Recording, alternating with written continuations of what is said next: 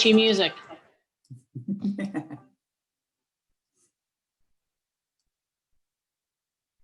Good morning, friends and real estate professionals from around the world. My name is Tony Danziger. I am a director of the Hudson Gateway Association of Realtors, a director of the New York State Association of Realtors, and the co-chair of the Hudson Gateway Global Business Council. I'm also the founder of Dynamax Realty, a property management firm serving domestic and international clients in New York. Welcome to day 2 of our 14th annual Global Real Estate Summit, which is presented to you by the Brooklyn Board of Realtors, the Greater Bergen Association of Realtors, the Hudson Gateway Association of Realtors, the Liberty Board of Realtors, the Long Island Board of Realtors, the Staten Island Board of Realtors, and the North Central Jersey Association of Realtors. Before we start, I just want to give a shout out to some of our major sponsors. They have put together a great team of individuals who have helped us throughout this process financially and with their intellect and their knowledge and their skills and their connections. They include the National Association of Realtors, particularly Joe Schneider and Lisa Calarco. Thank you so much. The New York State Association of Realtors. I'd like to thank especially Duncan McKenzie and Jennifer Stevenson.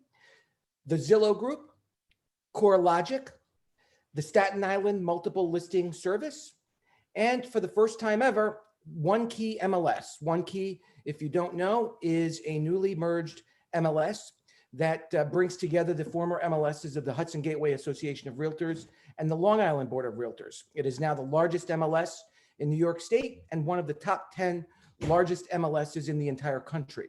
So we're very, very happy to have them on board as one of our major sponsors.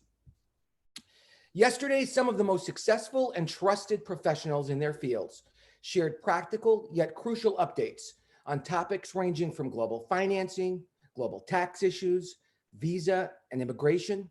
We learned about the brand new CIPS mentorship program that NAR launched just a few weeks ago. Real estate professionals from around the world also shared their CIPS success stories. And our keynote speaker reminded us that in these very, very, very uncertain times, real estate professionals not only have to be persistent, but they have to learn, listen, communicate, and adapt better and more quickly than ever before. But today is a different day. We will not spend any time hearing about the nuts and bolts of a global real estate transaction. And actually, that might be a relief to most of you who are by now zoomed out by these seemingly endless and repetitive yet necessary webinars and Zoom meetings. But I don't want you to think that your time here today is going to be wasted, because we're going to be focusing on topics that you never really hear about anywhere else. Today, we're going to hear from real thought leaders, experts who inspire people with innovative ideas that challenge the prevailing views of real estate. Today, we won't be looking at real estate from an agent's perspective. We know what that perspective is already. Instead, we'll be taking a multidimensional look at real estate through the eyes of an architect, an urban designer, and a futurist. We'll explore the possibilities for the future and try to understand how or whether those possibilities can emerge out of what we're doing right now and how we're living today. Environmental sustainability, housing affordability, a safe and healthy work environment, working from home, homeschooling our children, the desire for more space. These are some of the defining issues of our day. So let's sit back, let's relax, let's not worry about that next commission check. Let's just give ourselves a moment to fantasize a little bit about what our future will be like. I think it will be fascinating. So first, a bit of housekeeping. This is a Zoom webinar. You will only be able to see our presenters and our speakers. Please utilize the Q&A button at the bottom of your screen to suggest any questions you may have. We have a very tight schedule, but we want to make sure we get in as many questions as possible. Also, just a slight change in our agenda for today. Due to a death in his family, Joe Schneider from NAR will not be able to join us. On behalf of our Global Summit Organizational Committee and the 7 associations that are bringing you this event, I want to extend to Joe Schneider and his family our deepest regrets and sincere condolences. I do want to kick off today's events by introducing someone very special. Over the last couple of years, this event has received strong support from the New York State Association of Realtors. Today, I'm happy to introduce Jennifer Stevenson. NYSAR's 2020 president. A realtor for nearly 30 years, Jennifer is the broker owner of Blue Heron Realty in Ogdensburg, New York. She is an active member and past president of the St. Lawrence County Board of Realtors and an active member of the Northern Adirondack Board of Realtors. Jennifer has been appointed the vice chair of NAR's Fair Housing Policy Committee. She is a member of NAR's State and Local Issues Policy Committee, and she is an NAR director. Jennifer is also a former Ogdensburg City Councilwoman, and she serves on the New York State Habitat for Humanity Board of Directors. Jennifer, I have no idea if you remember this, but about 2 years ago, at one of our NYSAR winter meetings, you and I had a drink together at the tavern in the Desmond Hotel in Albany. It was a late night. It was the last call for drinks. And you were NYSAR's president-elect at the time. And you made a promise that as the NYSAR president, you would support our global summit. Yes. You were probably drunk at the time. And now No, I was not. Too late now. We want to thank you for keeping that promise. Always. Thank you for joining us today. Thank you for joining us today. And thank you for kicking off today's event for us. Tony, I'm very honored to do this morning. And yes, I do remember that promise. I also made another promise when I was the vice chair of our NYSAR Global Committee, and that was to obtain my CIPS designation before I was the chair. And I went to Winnipeg, Winnipeg, Canada, and obtained that because when I make a promise, I do follow through. And global is very important to me. If I look out my window this way, I see my global market, and that is Ontario, Canada. So I do a lot of global marketing through Canada, a lot of people that come to the Northern New York and through there to other areas of our country here in the United States. So I'm very proud to be part of the global initiative that we do throughout our area. So I'm going to give you a little bit of an update on what NYSAR has been up to.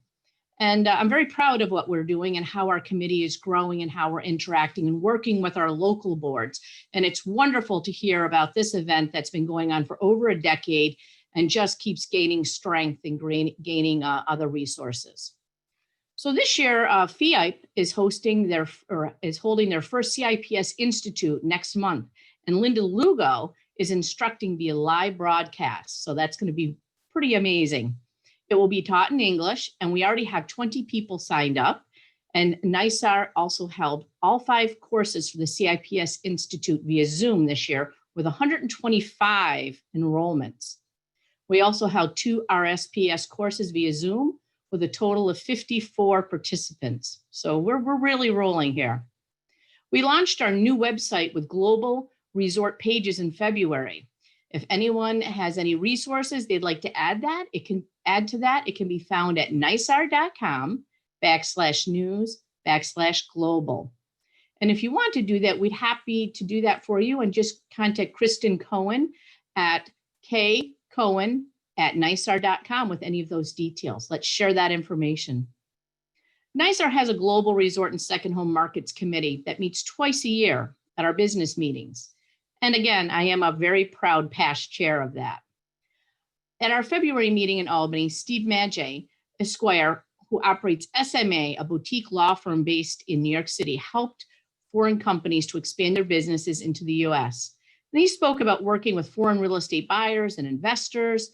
He shared common immigration questions, various things about visas, 8 take-home lessons for attendees. It was very interactive and very resourceful for us. His tips are posted in the global resource section on NYSAR's new website. Did I say we have a new website at NYSAR? At our October meeting, we had a panel of representatives from Italy, Portugal, Spain, emceed by NAR's global ambassador to those countries, Vera Ferreira from Florida. The panelists included Federico Di Bianchi, the national foreign delegate from the Italian Federation of Real Estate Professionals, or FIAP in Italy, Pedro Pereiro, CEO of Portuguese International Realty, a cooperating association in Portugal to NAR since 2018, and Francis Fernandez Ariza, CEO for SIRA, the Spanish International Realty Alliance, and a CRS in Spain. We also had the following New York global ambassadors report to us on the market conditions in the countries that they represent. Aldo Llama, who serves as NER Global Ambassador to Belize, Costa Rica, and Panama. I'm sorry about that. Emilcia Cachacia, who serves as NER Global Ambassador to Argentina, Paraguay, and Uruguay.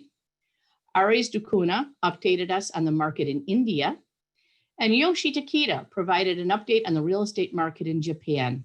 As you see, our New York realtors are very active. You can view a recording of this meeting at nisar.com. So this year, as we know, is different than any other. And we've held 3 recent trade missions to Italy. That is our sister country. Unfortunately, we had one scheduled for this year, but it had to be postponed until next year. But we are very proud and very honored to have a wonderful relationship with the Italian Federation of Real Estate Professionals, or FIAP. Actually, on one of the trade missions, I purchased this necklace in Venice, so I wanted to wear it today as part of my international attire.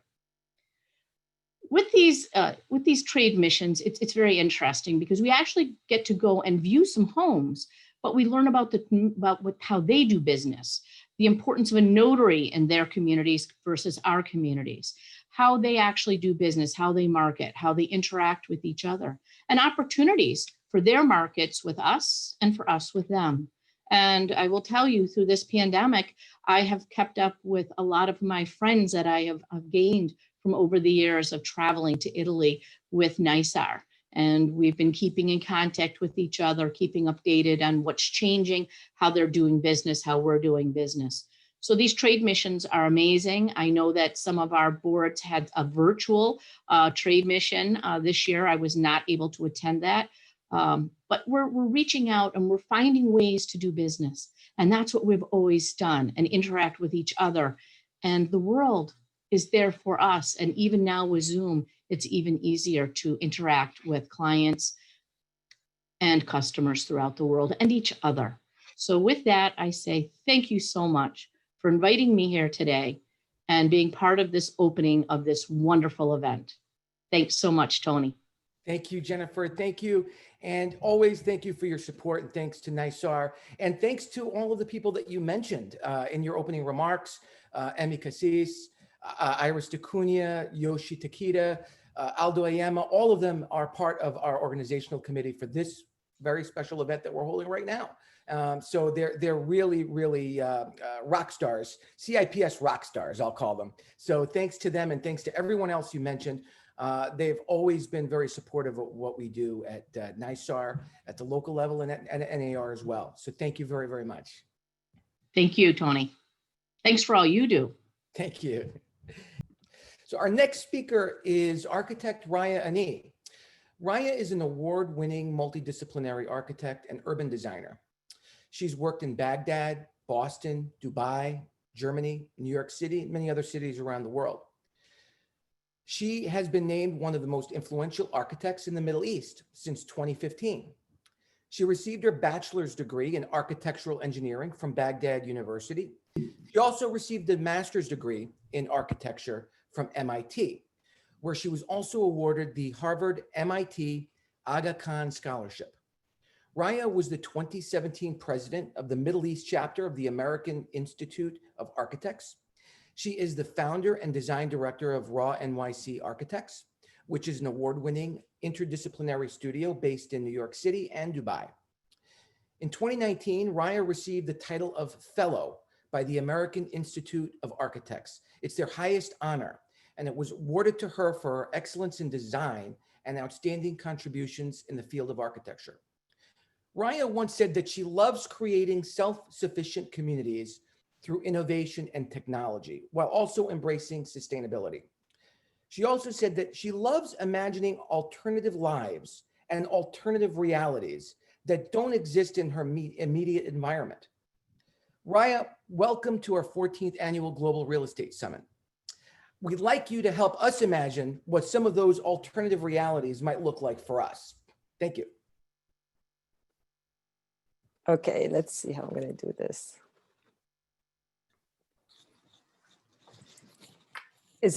Can you hear me? Yes, absolutely right. Thank you. Thank you for joining us. Thank you. Good morning to the people out there whom I can't see, but I know you are there.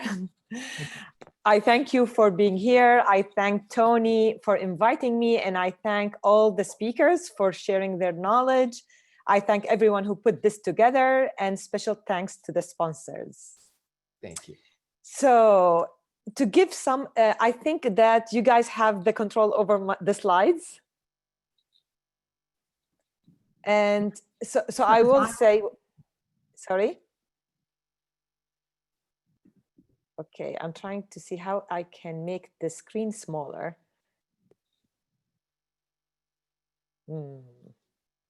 Okay. So, slide 2. Just to give you some context, this is where I am right now. Not that I mean I'm in the sand dunes, but I'm indeed in the lovely city of Dubai, United Arab Emirates. And these are photos of me in the sand dunes. One of them is content marketing for Cadillac, the car company, the American car company. And it was, and I am actually driving in the car on the lower left corner, and that was taken by drones. And it was actually in the desert. So I want to kind of give you a context that I'm actually in Dubai. Next slide. We are going back 12 years to 13 years ago. I was in New York City. I didn't know then that I would be moving to the Dubai United Arab Emirates 3 years later from that date, which was 2007, 2008. So life is interesting in this way. So next slide. Now, when I was in New York City, I had a connection with a friend who worked for Nakheel. And at that time, the UAE was not shy, and up till now, not shy of ambitious projects. And I'm going to show 2 of these projects that I happened to work on them while I was in New York City. At that time, I didn't know I will be ever moving to Dubai. And one of them, which you are looking at right now, which is quite interesting, it is called the Nakheel Water Terminals. And they're supposed to be about bringing people together, providing them with an inviting and dramatic resting place, offering shelter and shade. This was meant to become a temporary haven in a traveler's journey between one point in the city to another. So there are 3 modes of transportation. There is the ferry, there is the helicopter, and there is the monorail. They intersect, and the result is a group of terminals for the palms that are all unique variations on a common theme. So the central public space invokes the abstract image of a nest, a resting place, or haven loosely woven from different strands of material. Different elements of transportation converge at different levels, creating a sense of verticality within the central structure. Each transportation element inserted into the hub, and it possesses its own distinctive shape. Next slide. So basically, the components are culturally inspired, and they evoke important motifs and symbols from Dubai and the region at large. Each element of the transportation program employs a different component. And through a method of multiplying, combining, and recombining, these distinct individual components creates different spatial forms for each element. And this could generate for every new transportation terminal a form that has a similar theme, but that each one of them is different. And for me, I find it to be a bit of like a salad when you like select the different ingredients and then put them together, but that the ingredients are culturally inspired and they represent different aspects of whether it's the falcon or it's the hexagon. So it represents different parts of the cultural motifs. The other project, which is a very different scale, this one is more transportation hub. Next slide. it's Bawadi Park. And Bawadi Park is another project that I did when I was in New York. And it was one of those projects that we were paid to do the master plan concept. And it was a competition, but more of an invited competition. So the design vision was to create a memorable urban place where working, living, and playing form a single integrated whole, a walkable microcity where buildings and public spaces are seamlessly interwoven in a single network. So I mean, you can look at some of these images. It's a very large development. Can we go to the other slide, please? So basically, the design concentrates a significant level of development along the perimeter of a very gracious open space that we called it Bawadi Park. It lies at the very heart of this 4-block project, both in terms of its location and in terms of its significance. So it's surrounded on all 4 sides by developments with an urban feel. My vision was more for Bawadi Park to function within its immediate urban environment, just like Central Park does within Manhattan, or let's say Hyde Park does within London. It provides a retreat for city dwellers in the middle of a dense, high energy urban environment. And like Central Park or Hyde Park, not only does Bawadi Park provide a park for the surrounding area, but it also becomes a significant new focus for Dubai land as a whole. It also generates enormous value for all the properties that surrounds the park. And as you can tell, the park does not have a typical like lush landscape.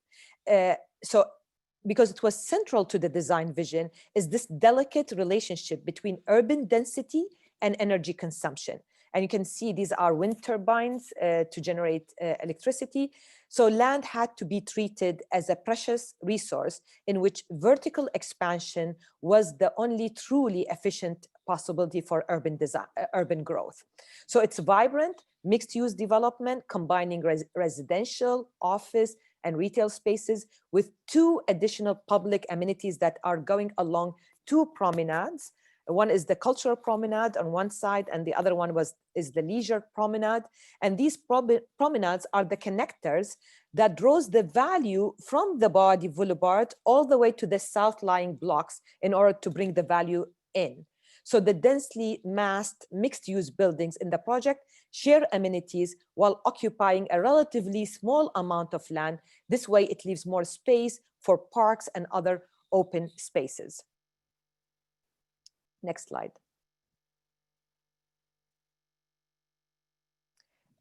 Okay, before getting to the next slide, go back just to continue on that, because I want to say that the key aspect of the design vision was actually the natural desert morphology.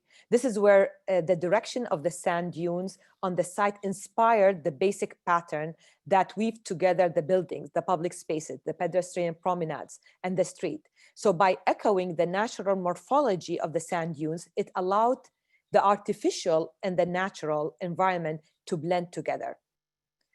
And later, I learned the hard lesson that in the UAE, the number of projects you design that don't get built actually far exceed the number of projects in New York that you design that don't get built. And this is a project that actually got built in New York City, which is actually, for people who might probably know this project. Next slide, please. It is Battery Park City. It is the project that I worked on back in 2000, I believe 7, 8, and 9, or like I think 8, 9. And so this is Battery Park City that I was the lead designer for, and I worked on it with EEK Architects for Milstein Properties, and it's called Liberty Green and Liberty Locks. The buildings faced Hudson River on one side and the city on the other side, and it has 65,000 square feet of community center on the street level. And the interesting part, it is nearly 30 years ago that the landmark master plan for Battery Park City was completed, along with the design guidelines that we had to follow. So I kind of find it to be quite amusing that we were like designing based on a master plan that was done 30 years ago. So basically we were designing the last 2 parcels in Battery Park City. And it's very interesting when you compare it to Dubai, where nothing takes that long. So we got LEED Gold certification for both buildings. We used fuel cell technology with solar panels as part of the bulkhead, which is the top of the building. By the way, Battery Park City was considered an early forerunner of more sustainable patterns of development that had emerged since its master plan, which was unveiled in 1979. So in 2000, the Battery Park City Authority built on this legacy, becoming one of the earliest large-scale developments to adopt comprehensive sustainable guidelines governing energy efficiency, water usage, and indoor air quality. Next slide. So when we designed Liberty Green and Liberty Lux, we incorporated advanced green features and systems at all levels, including building construction and maintenance. It was at least 30%, considered 30% more energy efficient than their typical New York City counterparts, and exceeded both LEED Gold, which we had to achieve certain level requirements, and also we achieved the Battery Park City Authority's own sustainability guidelines, which we also had to follow. And it achieved one of the city's lowest carbon footprints, while allowing residents to live in comfort and style with access to the amenities of the neighborhood. Of course, it was a challenge because the other buildings that were incorporating solar panels in the facade, and we really didn't want to have the design of the solar panels to be an added on feature. We wanted to be more integrated and less kind of visible as a design statement. So basically, we looked at integrated design process, and we had a team of environmental and engineering specialists to address the building envelope, the energy, the lighting, and the HVAC strategies. Next slide.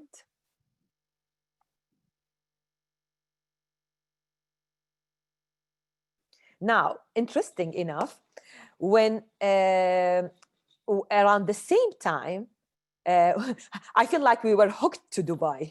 We were hooked to the UAE because I was an associate principal, and part of my role as a design leader also to kind of travel to Dubai for Cityscape event. And I don't know if any of you know about Cityscape event. It's like the largest real estate and property exhibition and summit that happens every year. So I was sent there to do some networking and to search for future opportunities. And at the time, I stayed at the Palace Hotel. A Palace Hotel is like a beautiful hotel in downtown, but the downtown really, like if you've seen Dubai, it looked different than you see it here. And this is around 2007. And this is like Burj Khalifa is under construction and was not completed. And I do remember looking outside of the window, and I was like, this was my first visit to Dubai. I was like, oh my God, this is an like incredible, the amount of construction, the amount of ideas that were presented in Cityscape. It just was really something that we could never imagine or dream about. Developers will never let us dream about all these possibilities in New York. And there's like very little land areas available. So anyway, so this is Burj Khalifa was at that time getting constructed. And it was simply like, if you look at the neighborhood, it was quite empty. And this development was by Emaar, which is a very big developer, especially residential development company in Dubai. Next slide. And just as a comparison, we can look at how that area had developed over time. And this is more now when this is the neighborhood now, but that's how it developed the whole area, which is all residential apartments as well as hotels around the area of Burj Khalifa. So I wanted to kind of say that was part of my trip. I was completely impressed by all the developments and the large scales of master plans that was exhibited in Cityscape. It was really a very interesting exposure to what is happening in this part of the world. Next slide, please. So back in New York City, how interesting. Well, back in New York City, we were working on a very interesting project, and a lot of people probably would know this site. So it's called the 250 East 57th Street. And the location of this site is the old High School of Art and Design. And it happened to be around the block from my apartment. My apartment is on 56th Street between 2nd and 3rd Avenue. And this development where the High School of Art and Design is right on 2nd Avenue between 56 and 57. It stretches the whole block, right? And at the time, my boss, Stan, at that time said, we have a very interesting site that the city wants to use the air rights, right? So they want to use the air rights. So it's a public-private project where in return for a developer building the whole site, the city gets back a new school with state-of-the-art technology, which is the High School of Art and Design, which is like a high school, and then a primary school, which is PS 59, and also get retail and get a residential condominium. But by the return on investment from these other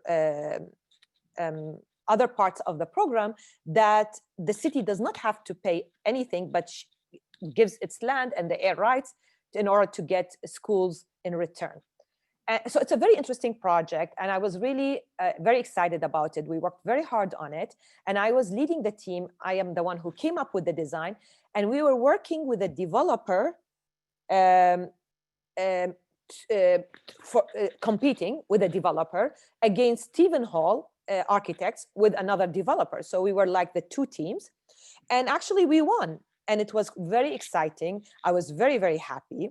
And it's very interesting. What you're looking at here is actually the physical model. You can see the condominium, you can see the base, and you can see that insert of, which is actually, it's a public space, a kind of an indoor public space that is striated related to the area of the condominium at the top, and below there's an isolation, like a separation that connects to the high school. So it was because the footprint is so precious. So we needed to have this kind of a game of intersecting spaces in a way that every piece of the program gets their share. Next slide, please. And this is like one of them is like the overall model. And these are the renderings that actually got us to win the project. And it's very interesting what happened to the project, because we won it and that was pretty exciting. But then something happened, which, by the way, I'm writing my memoir, and that story is going to be there. And it basically in New York, it's very tough. I'm not saying other places is not very tough, but sometimes it's a very aggressive market. And what happened is that the project, after we won it, we were given a little piece of it, but the big piece was taken by someone else. And that was a very sad story, because I really was very excited about this project, but something happened, and this, I will be talking about it in my book. So I wouldn't elaborate a lot about it, but something came out of it that is good, which we end up finishing the design of, which is in a close by location. But we were the people who actually were the mastermind behind the concept, but we didn't get to work till the end on the project. So then after this project, I had enough of New York. Next slide.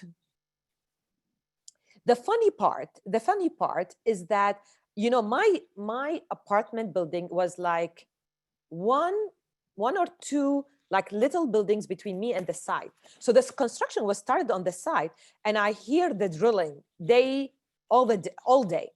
And it was so disturbing. And for me to know about this project and have been working on it for such a long time, it was really hard for me to like hear all the sound. But anyway, at that time, it happened that I actually moved from New York City to Dubai.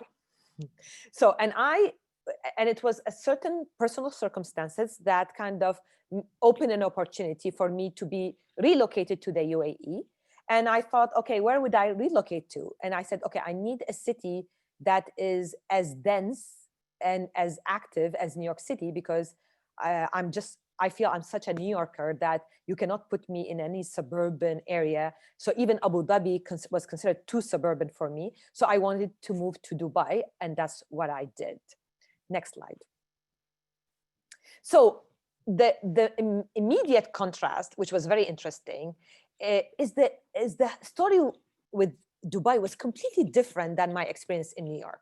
Because in New York, like there are, X amount of firms, all were competing for little precious piece of land. So the competition is quite aggressive.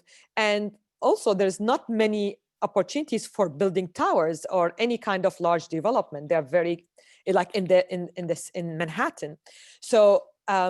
But in Dubai, it was wild. Though the economy was not doing well, but like a month later, I landed a role as a design director at a large architecture firm. And in a matter of 2 years, I worked on so many buildings and design proposals. But it is very interesting because at the end, you design a lot, but what gets built is very little comparing to what you design. So this is just showing like a whole bunch of projects, but the truth is that I did work on other type of projects, but today I'm just focused on residential and a little bit of hotel and mixed use, just so I have more of a focus here. So next slide. This is one of the projects. So the wild thing about like the contrast between New York and Dubai, and some of the projects mostly were in Abu Dhabi because our connections were mostly an Abu Dhabi developer. It was so interesting because I come here from New York where there were guidelines I have to follow, and the creativity within the guidelines I have to follow for Battery Park City is so restrictive. And I remember just selecting the brick. We took weeks to select the right brick that works with the neighborhood, and even the amount of glass to the amount of solid in the building, it's all has to be followed. Like I have a certain amount of a brick versus glass. So it's so hard to work within all these guidelines. While in Dubai, when I was designing, and whether we design in Dubai or Abu Dhabi, it was wild. It was like the first time where I can design because I wanted to look this way. There was no, like, the market is not a mature market. So so you can really do a lot. So this is what we call the Vauxhall Tower. It's in Abu Dhabi. And we finished a complete set of drawings. Everything was done. It's engineered and was ready to go in construction, and it's still sitting in drawers at the development office, and they haven't started it yet. But anyway, this is like Shams Vauxhall Tower in Abu Dhabi. It was about year 2011. It's a 38-story residential tower. It's basically was completing a cluster of buildings that flank the elliptical marina of Reem Island in Abu Dhabi, which has an amazing view of the Arabian Sea. So the architectural concept was inspired by a method that identifies a basic module. If you go to the next slide. Right, so basically we identified a basic module to govern the architecture and the interiors, and we used it in various combinations. So these modules create a variety of apartment options, which we wanted to give the end user those options, achieved by means of pixelation. So the mass is broken into smaller habitable modules. We're calling them voxels, which are basically 3D pixels, spiraling the tower, creating apartments with variety of views towards the Arabian Gulf.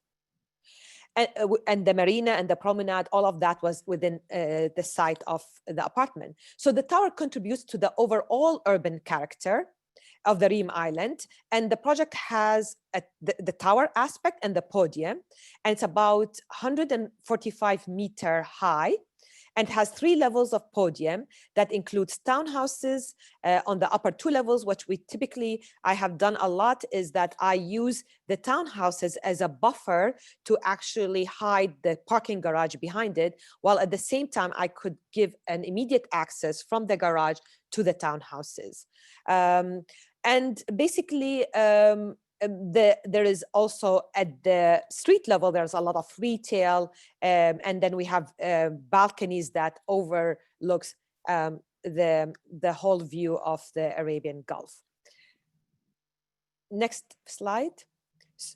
So this is showing like the view, and the clients sometimes they are really into, I mean, we're kind of a bit apprehensive about doing all glass buildings, but these are very highly insulated, double glazing and glass. And of course the challenge was how to give transparency yet doesn't have solar gain.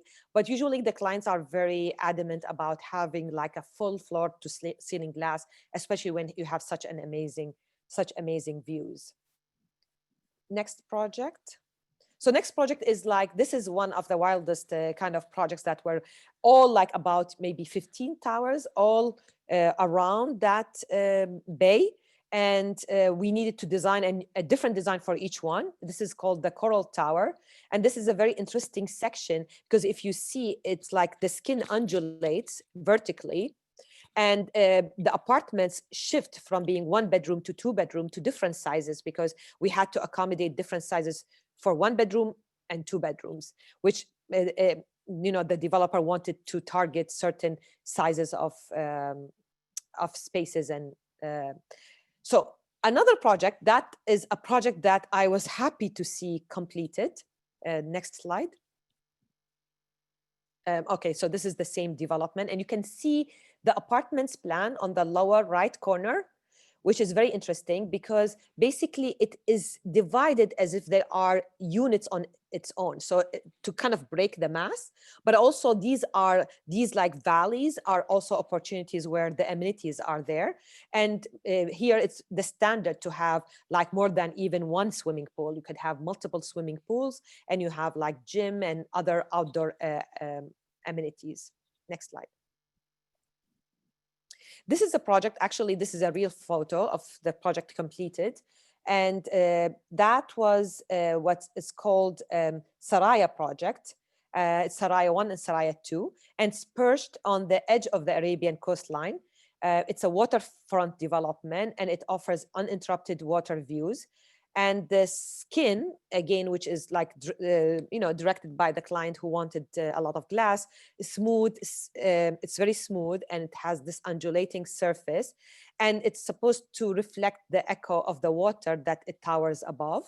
And it has a continuous piece of surface that we studied how the sun interact with the facade to give different shadings. And the location is an incredible location. It's a very prominent location within the lagoon. And it has an incredible views. And there are 2 luxury residential towers. And one is 41 stories and one is 46 stories. And they have large apartments and also like has 1 bedroom, 3 bedrooms apartments. And they have sky gardens, courtyards, and also it has a podium, which where the parking is.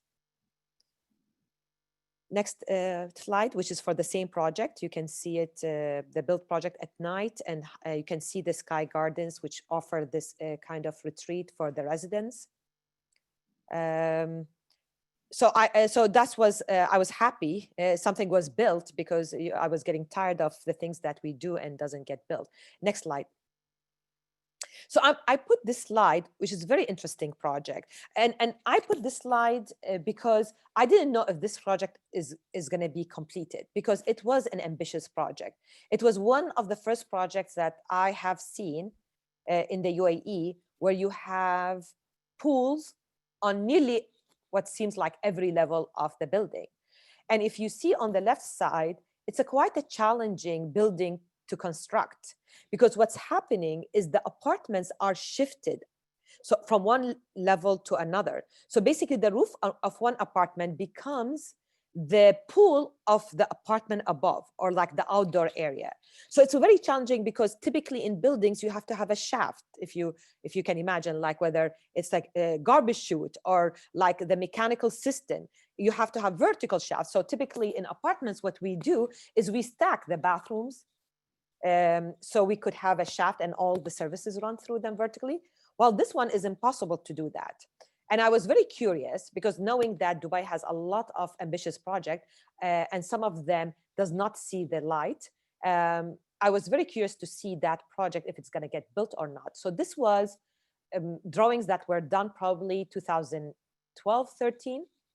And the interesting part is literally the apartment shifts from one level to another as if you are stepping. And in the void, that's where they have these beautiful swimming pool, giving this much privacy. And this is a hotel apartments, and probably serviced apartment, or at that time they called it probably hotel apartments. So next slide, please. So this is kind of the view out of the balcony, and you can see the terrace, and it has this edge of glass water, like the water comes to the edge for the pool, and it's very dramatic. And you can see how they played with the massing and the void. So I thought to put this in, but because this is a project that I find it to be very intriguing, and I wanted to highlight it because I wanted to show some of the ambitious projects in Dubai. Next slide. So now I'm putting this slide because that's kind of the start of my own firm, which 2012, I established the office in New York City. And then I came back to Dubai because I had commitments in Dubai. And 2 years later, I established the office in Dubai, which is 2014. So it's always, we call it the brain and the heart in you. So this is kind of our motto. Please, next slide. So the first project I did when I started the office, which is like a very visionary future project. Next slide. So it's a bit of a wild project, and it's very into the future. However, next slide. Okay, so it's a very much into the future. However, I believe in architecture visions that are easily scaled. So though this is very ambitious because of the way it's put together, that is kind of create a whole system. But I believe these technologies that I'm referring to them here, they're all used in different contexts around the world and in different scale. And maybe architecturally, urbanistically, it doesn't look like this, but all these technologies are not unheard of. They're all there. I just kind of created the whole vision within a certain parameters. So I will tell you a little bit more. I wish there was a picture that is amazing. If you Google it, you will find it. If you put marshes of Iraq, and you will see like as if it's the Venice of the Middle East. It's like water body with these floating islands that has each one of them has like one house on it, built out of reeds, right? So I mean, it is very interesting. So I wanted to do this. And the reason why I did this project is my goal was to empower the local people of the marshes to have control over their own well-being and their own economy. Of course, like people will say, oh, what are you talking about? But we all experience that, especially when there is recession and you wish, like you say, okay, how can I cut my expenses? How can I live more sustainably, economically, environmentally, and on all aspects? So I personally bought a land in Greece like 15 years ago. And I had this concept of making a retreat for artists to go there and like write a book or like create a piece of music, because at that time there was no alternative to hotels. And I really wanted to give something for people where they have privacy, they have their own space. So when I was thinking about that, I was thinking, oh, I can grow my own fruits and vegetables. I can really live independent life. And I don't have to be part of a certain economic system that controls what I do, how I do it. So it was for the marshes of Iraq, that was exactly the purpose of what I created this vision. Because the marshes, for political reasons, they were cut, the water that was coming through the rivers, they were cut from reaching their land.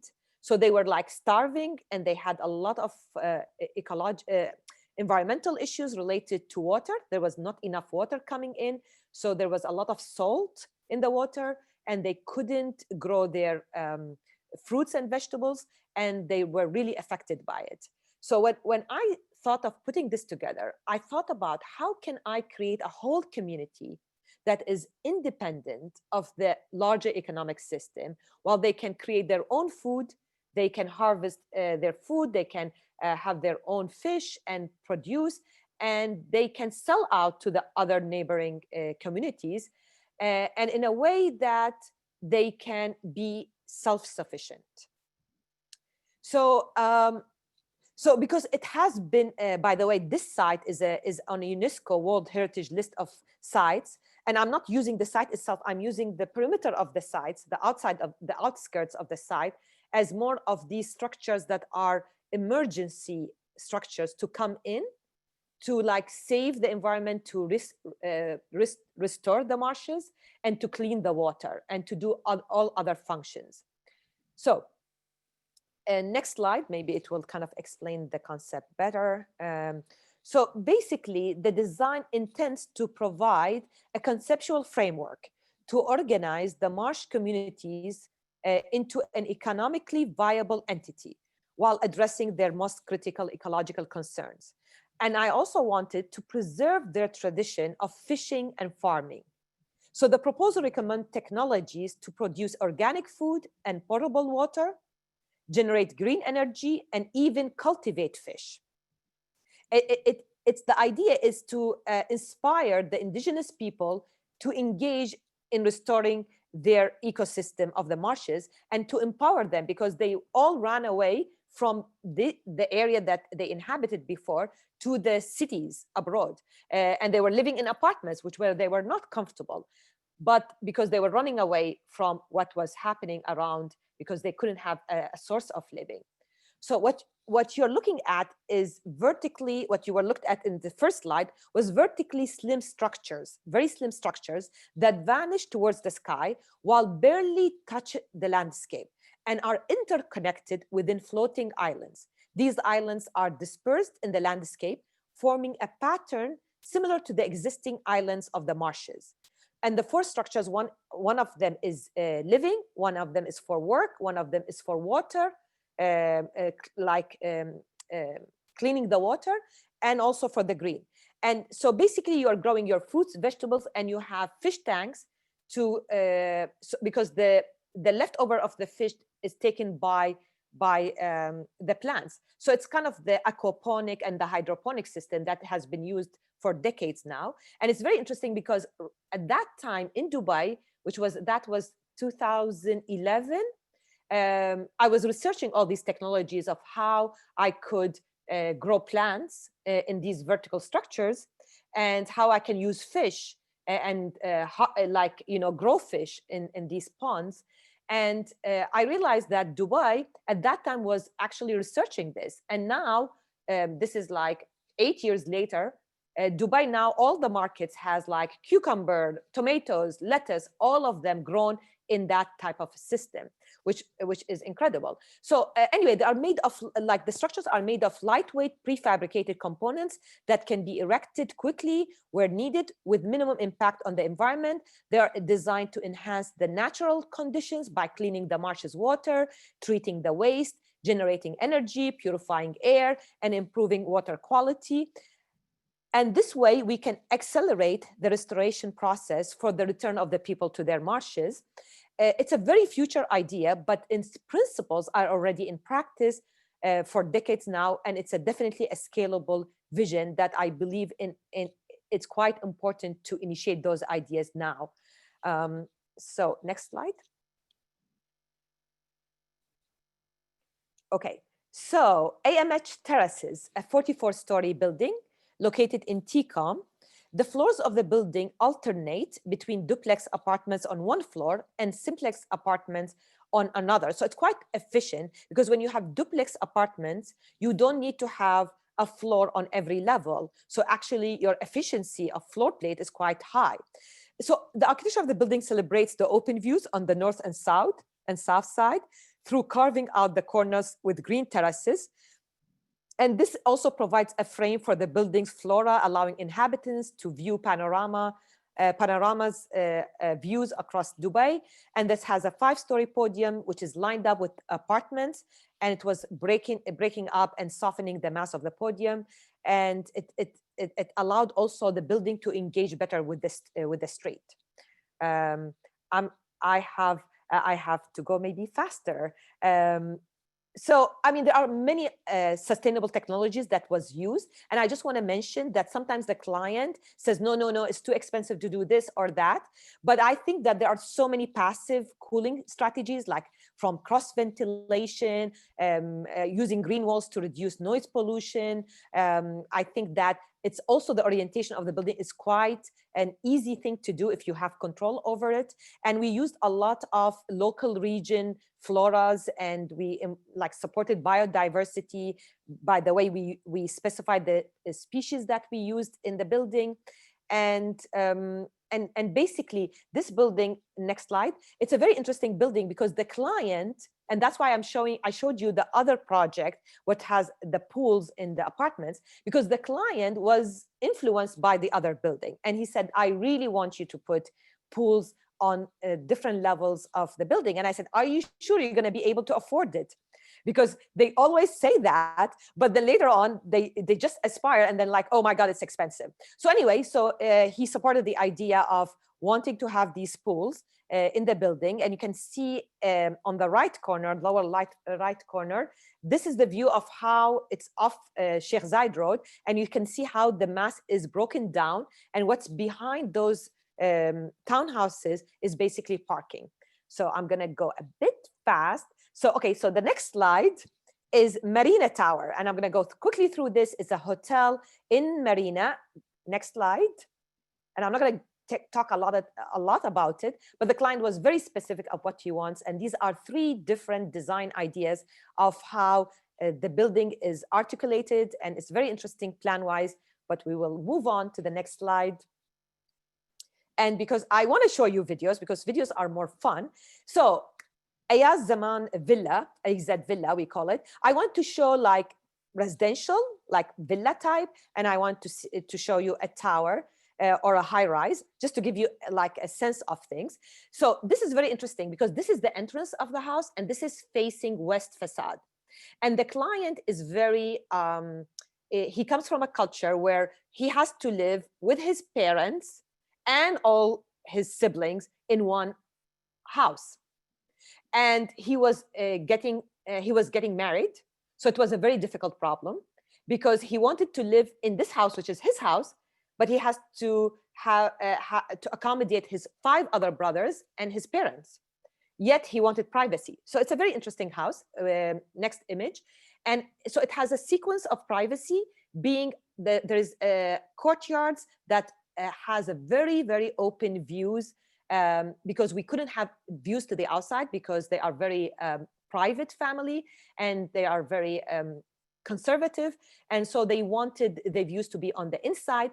It was also a way for me to control the temperature because I had more of a buffered area where I can control the amount of heat and solar gain. So can we play the video for this house?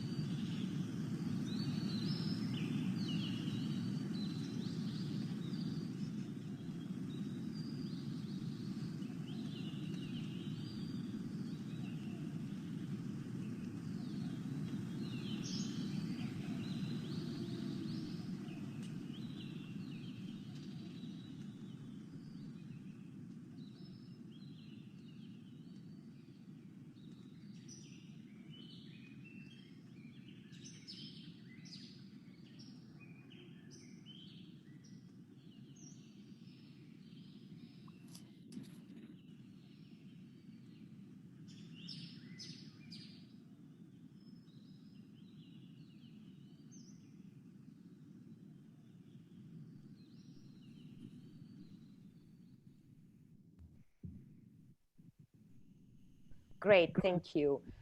Okay, so it's very interesting. If you see, it's a quite unusual design, and it's kind of a lot of the client wanted concrete, and I wanted to weave it with like warm wood, which is exterior wood. But if you see, there's no glass on the facade that gets a lot of solar gain. But yet there are a lot of transparency in the house, looking from inside to the outside. Next slide.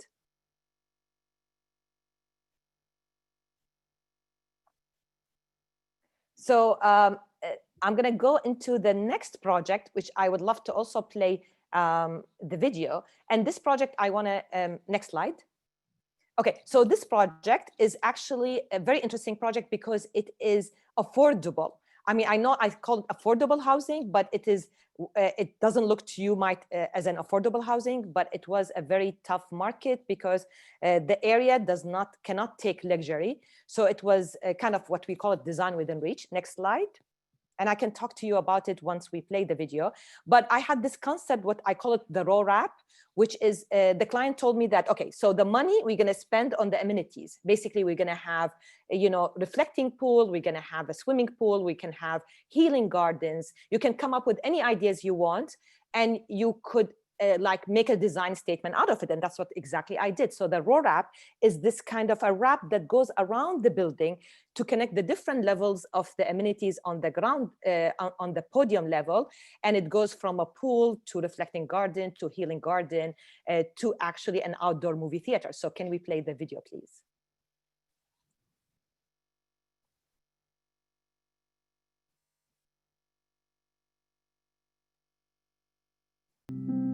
Okay, thank you. I want to say, if that's affordable living, where do I sign I know you're gonna say that.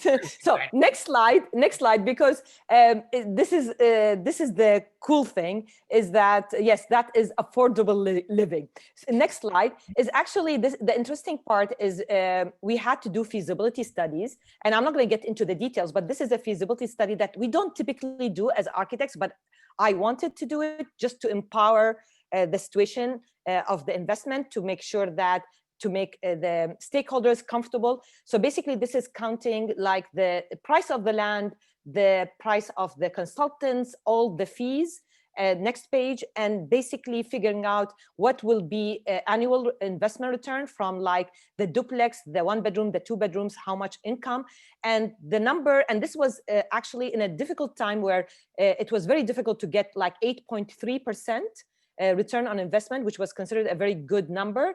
And also the building efficiency was 87% efficiency, which is quite good. But as you can tell, the client did come to me because they wanted to be, because the market is very competitive in Dubai. So they wanted to do something that is like a special place, but it's more of an affordable, they call it, it's not affordable living, they call it affordable luxury market. Okay. Next slide, and I'm gonna interrupt you for a moment because yes, we're actually very short on time. But I want to just at least bring in one question and just give you a quick opportunity to answer one question. First of all, I mean, looking at some of the responses from our audiences, I mean, I see a lot of comments, not questions. They're wow, amazing, visionary.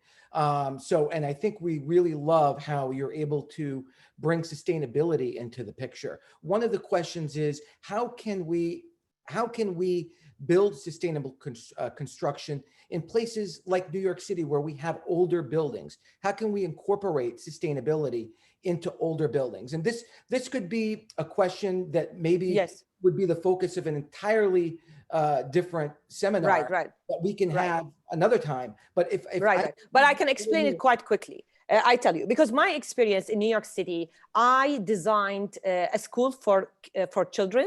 And and this is a very important actually subject, because definitely New York City is a place where it has a lot of old buildings that either has to go through adaptive reuse. But I tell you, it was an old nursery home at, I think it's 67th Street in Manhattan, where we had to convert it to a school for kids.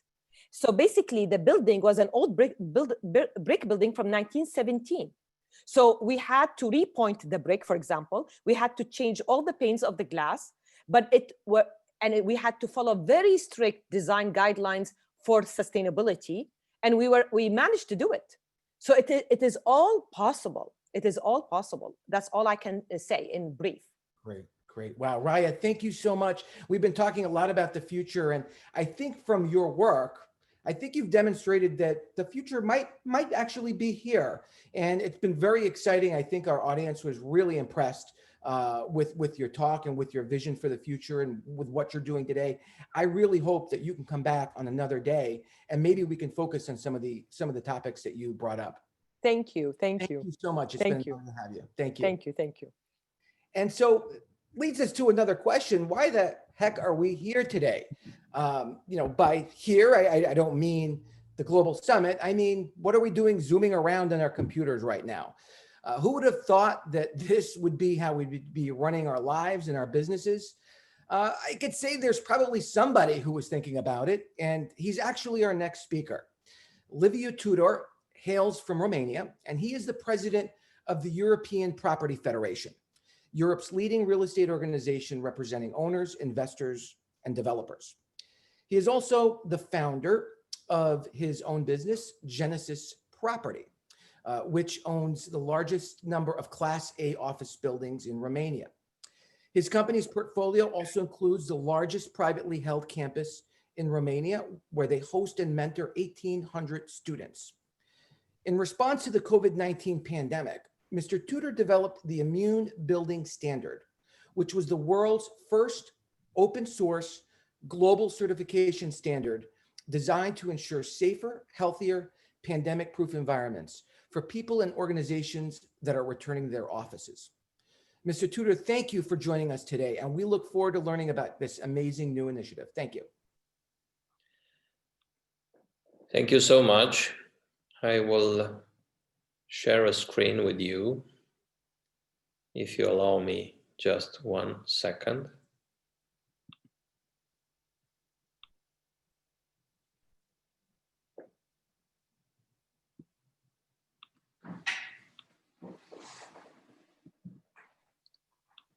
Can you see this? Yes, we can. Excellent. So over the last 30 years being in business, I was working to global companies, and I developed with them lots of offices, 1.6 million offices presently in Genesis Properties ownership. And even if we declare ourselves hospitality for global business, all the time we had in mind people. So what's happening when we encounter this huge problem of a pandemic? And immediately we think that whatever tenant you are, Hewlett-Packard, Societe Generale, Accenture, Siemens or Ericsson, that's a huge issue. And it was clear nobody was prepared. So we come up for a global problem with a global solution. And we call that the Immune Building Standard, which is boosting the resilience of our built environment. We set up a team immediately after March, April, when we saw the huge lockdown worldwide, with 20 people, architects, engineers, a medical team, science and technology. And with 1 million euro, we set up an R&D and an implementation of this, what we call new idea. What was the context? It's so clear we are the indoor generation, spending 90% of our time indoor. But COVID-19 changed the way we live, work, and interact. And the big issue for us was how companies around the world contemplate about bringing people back to office. We saw during the last month discussions about how we have to work from home. By the way, companies were having this kind of, all the global companies have people working from home from time to time. But in the end, the conclusion finally is offices will not disappear. We have to bring people back because the culture cannot be built outside a community, a physical community. So the challenge was, is a commercial building prepared for a pandemic or a similar threat? And we discovered that except hospitals and medical clinics, buildings are not prepared. So it's a need for a shift in demand to redesign, re-engineer, and reorganize the facility management for our workplaces to be resilient to the future health changes. The solution, we call it Immune Building Standard, and it's the first open source building standard addressing the immunity of our built environment in the world. We search literature and we did not find it. This is why humble, I would say, that's a novelty. What is Immune? Is inspired of technologies successfully applied in hospitals and in clean rooms, and which we develop a way to implement it into the commercial buildings. We come up with 100 plus measures, either for technical solution or recommended measures for facility management. First of all, it was about architectural engineering, technology and design on one hand, and on the other hand, it's about operational practices which which might be either perpetual or ready to activate. All of that, we place it under one concept, which is healthy by design. Buildings were focusing a lot on being green, on saving energy, but we discovered those days that health is more important, even when sometimes saving energy was so important, but sometimes measures that we developed require some energy, and our statement is health is #1 priority. What is healthy by design? We develop, we design, we engineer and maintain buildings having health in our mind. All of these property owners, developers, architects, designers should have this as a first priority, and not only for COVID-19, but for the time that will come, for the future. We develop an immune assessment scoring index with, as I said, more than 100 nominated measures. And we train an assessor, an assessment company, to evaluate and give score to each of the measures and to award labels either for 3, 4, or 5 stars. And in the end, we label the building with immune strong or immune powerful, or the best 5 stars, immune resilient. What were the objectives of this standard? To certify the resilience of the built environment, and so minimize the impact of the pandemic or other bacteriological or toxicological or future pandemics. It's mandatory to apply the set of requirements focusing on health. We introduce and educate preparedness for facility management teams in order to protect our occupants and visitors. All this is to ensure productive spaces for people. And I dare to say, if you agree, that finally offices will be even safer than our homes. What should be the benefits? If business leaders are running their people using HR tools one of the most important key performance indicators. In the future, people, talents, will interview our buildings in order to build trust, and we have to apply health performance indicators. Of course, benefits will be for investors and developers in future proof of the built environment. And for all of us, this environment should focus on public health in order to be productive. This is why we opened the platform. It's an open source, and we are asking for collaborators all over the world. I'll speak later about this in 1 minute. So we ask collaborators to come up with new ideas. We are in the middle of the pandemic. We don't claim that we know everything.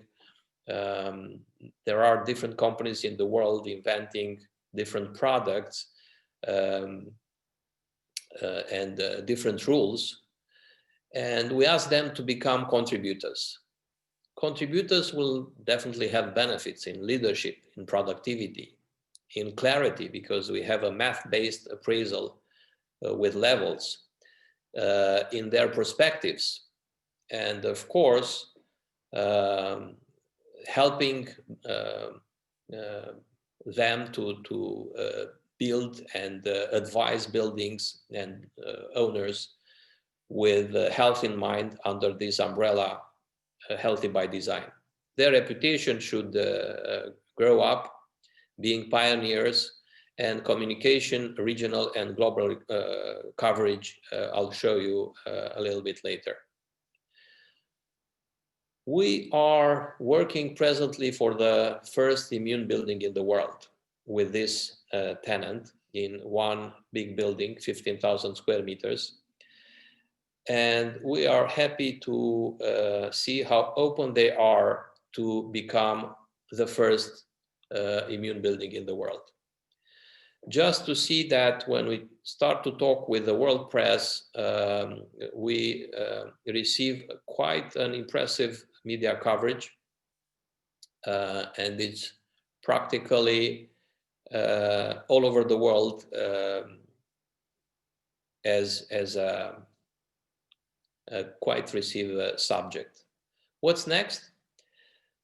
We already are discussing with companies in US, in Chicago, in China, in Australia, in Singapore, in Dubai, and they want to become contributors, and more than that, there are buildings which want to become the first immune building in their countries. And working together with them will will make forward steps in order to have the best standard on an open source platform. And we think that's the future.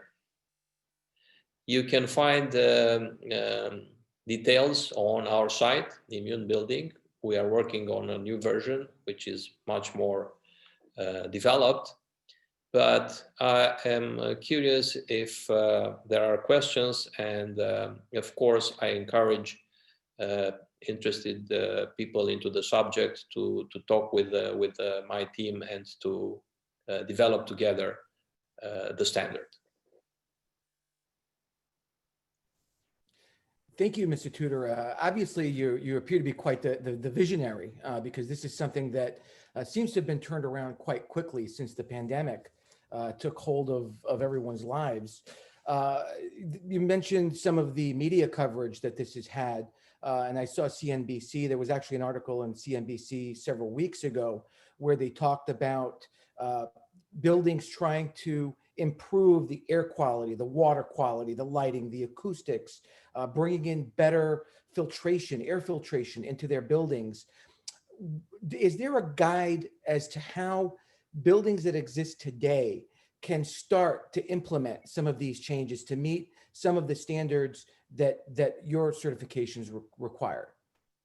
It's exactly what we are doing right now with transforming an existing building into the first immune building in the world. And that's what we are discussing with several companies all over the world to transform offices into what we call immune buildings.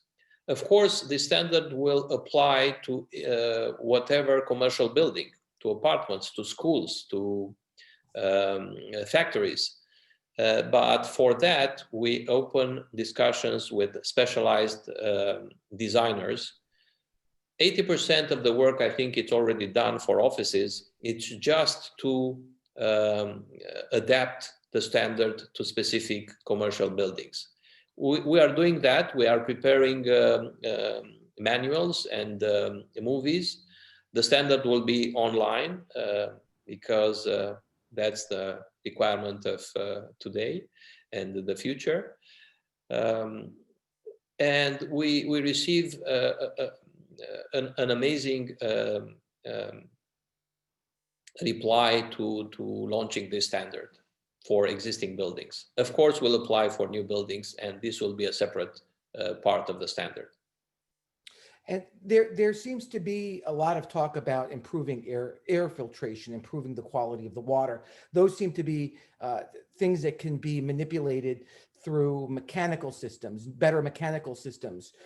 There's another concept, I think they call it biophilic concepts, where they're incorporating like green walls or green materials, materials like wood into new structures in order to bring in more of the natural elements around us to improve air quality. Is that something that your standard looks at as well? Absolutely. Green will not disappear. As you know, in Europe, the Green Deal was just reinforced in January this year. So Europe is leading towards that, and our organization, European Property Federation, is very much involved into that. Green is our natural habit. We have to be green. We have to live with the nature outside and inside our buildings. And you'll see there are measures talking about that, and we are preparing showcase of our standard in a new concept where sustainability and green are the main vectors of the future developments in offices. Great. And do you find that most of the buildings that you're working with, are they newer buildings right now, or are new developments, or are we also going into some of the older structures and redeveloping them and reconverting them into something that's safer and healthier? What's the dominant focus right now of this standard? Like, where is it being applied right now?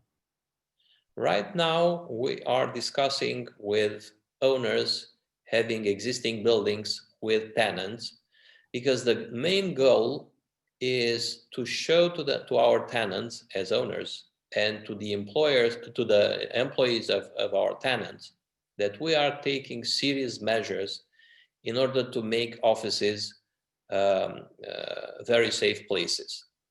And we have very specific measures that we did not find it anywhere else except this standard, which is, for example, developing an immune steward, which will take care of the building from this perspective of a pandemic or a similar threat.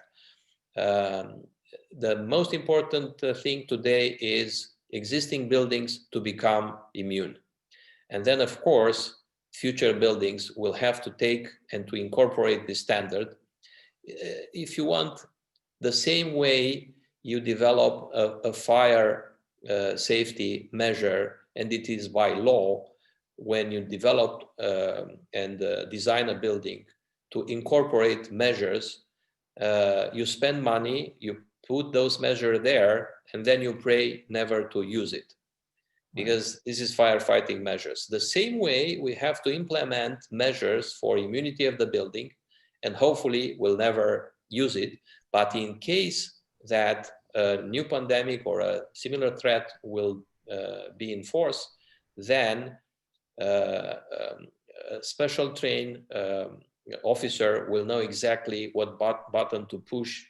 The building will have all kind of measures already implemented and facility management rules, and everybody will know because of the label of the building that the building is prepared. Will never encounter an image like in March this year when nobody was prepared for such a huge event, global event. Mr. Tuda, thank you so much. This is something that's very new to us, so it's probably the first time we're hearing it here, at least within our circles as realtors. And I'm hoping that maybe in the future, in the near future, we can reconnect, or maybe if you could share with us some information where we can go to learn more about your immune standard. And clearly, the real estate industry can help people live and work in a safer, healthier, and better way. And this step forward that you've taken us is helping us get there. So thank you very much. I thank you. Thank you. Find it. But our website is thehappycity.com. Great. Charles, thank you so much. It's really a breath of fresh air to be able to be inspired and to think big and a little bit outside of the box. We buy and sell homes, but we have to think about real estate in a much different way going forward. So thank you very, very much for sharing your ideas. Pleasure talking to you. Thank you. So our day isn't over just yet, because now I have the pleasure of introducing to you Vera Ferreira. She's the moderator of our next and final panel. Vera is with Berkshire Hathaway Home Services, Florida Realty. She transitioned into real estate over 19 years ago. Vera served as NAR's President's Liaison to Portugal from 2016 to 2018. And in 2019, she was nominated as NAR's Global Ambassador to Italy, Portugal, Spain, and Andorra, a position she still holds today. Vera has successfully worked with clients from around the world. She specializes in relocation, luxury homes, short sales, retirement and vacation homes. She has a BA degree from Lisbon University, and she's fluent in English, Portuguese, and Spanish. Vera, welcome to you and to your distinguished panelists, all of whom hail from literally different corners of the world and are leaders of NAR cooperating associations. Thank you for joining us, and we look forward to hearing from you all. Thank you. Thank you, Tony. What a great summit. I really have enjoyed. Today, I'm so happy that today we're going to have such an excellent panel. We have Cheryl Anderson from the Dominican Republic, Asaf Epstein from Israel, Federico Ranussi de Bianchi from Italy, Pedro Pereira from Portugal, Linda Lee, South Korea, and Francisco Fernandez Ariza from Spain. Hi. Welcome everybody. Thank you. Today we're going to discuss basically we're going to discuss, and we're going to have two questions to ask you, which is please give us an update on your country's real estate market, in particular with international buyers. And the other question is, are there any incentives for international investors? All of you have just about 10 minutes to answer these questions. And without any delay, just let's start with Cheryl Anderson. She's a regional operating principal, Kelly Williams, Dominican Republic. Cheryl is best known as an entrepreneurial woman, mother and wife. Cheryl graduated in 1993 as an electrical engineer from Washington University, St. Louis. Cheryl has extensive general and administrative experience in transactional groups, which has allowed her to master several languages such as English, German, Spanish, and Mandarin. She came to the Dominican Republic more than 15 years ago, believing in the great real estate potential of the country. Cheryl's career spans 20 years as a regional led operator. Welcome, Cheryl, and without further delay, take it over, please. Okay, thank you. Thank you very much for the invitation. I am very, very happy to be here and representing the Dominican Republic.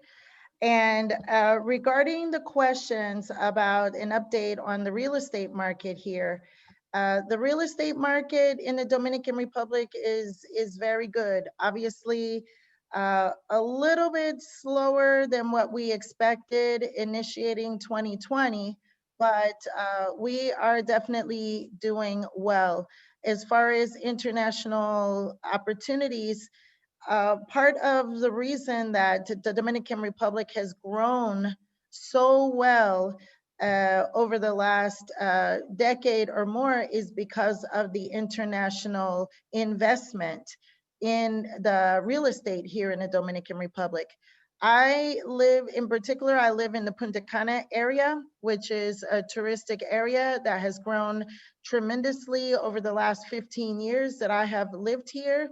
And the majority of the buyers have been international buyers, primarily from the United States and Canada and Europe and South America and all parts of the world, as well as people from the Dominican Republic. But the Punta Cana area is a very international area, but we are not the only area of the country that is welcoming international buyers. We have other areas such as Puerto Plata and Cabarete, which are the North Coast, and Samaná, which is the Bay Area where the whales come every winter, and then also the city, Santo Domingo.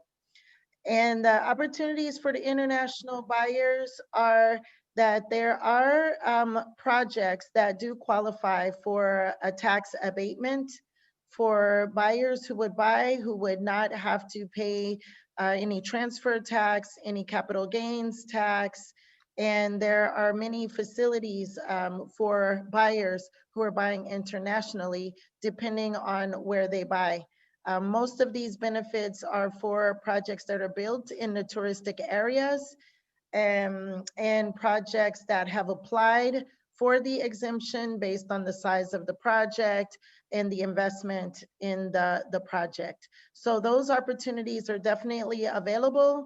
It doesn't matter who you are, it is the project that actually qualifies. So buying in those projects will get you the tax benefits.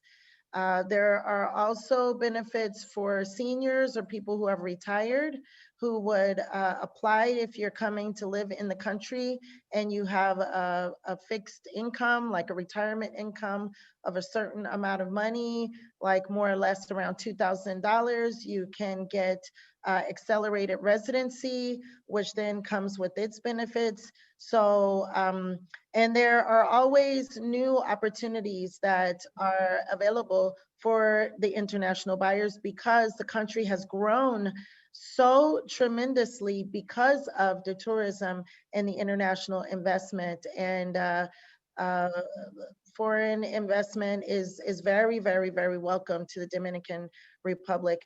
There are opportunities ranging from 60,000 US dollars up to however much you'd like to spend. So there are opportunities for all budgets. There are also great opportunities for income because the Dominican Republic and specifically the Punta Cana area is very popular for vacation rentals. So we do a very good vacation rental business with all of the platforms, including Booking.com, Airbnb, and all of the different platforms, Flipkey, all of the different platforms that offer vacation rental services, all of the portals.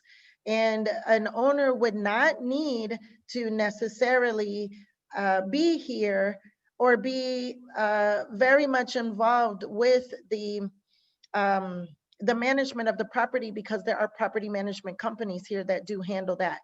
They speak English, they handle the accounts, they welcome the buyers or the renters.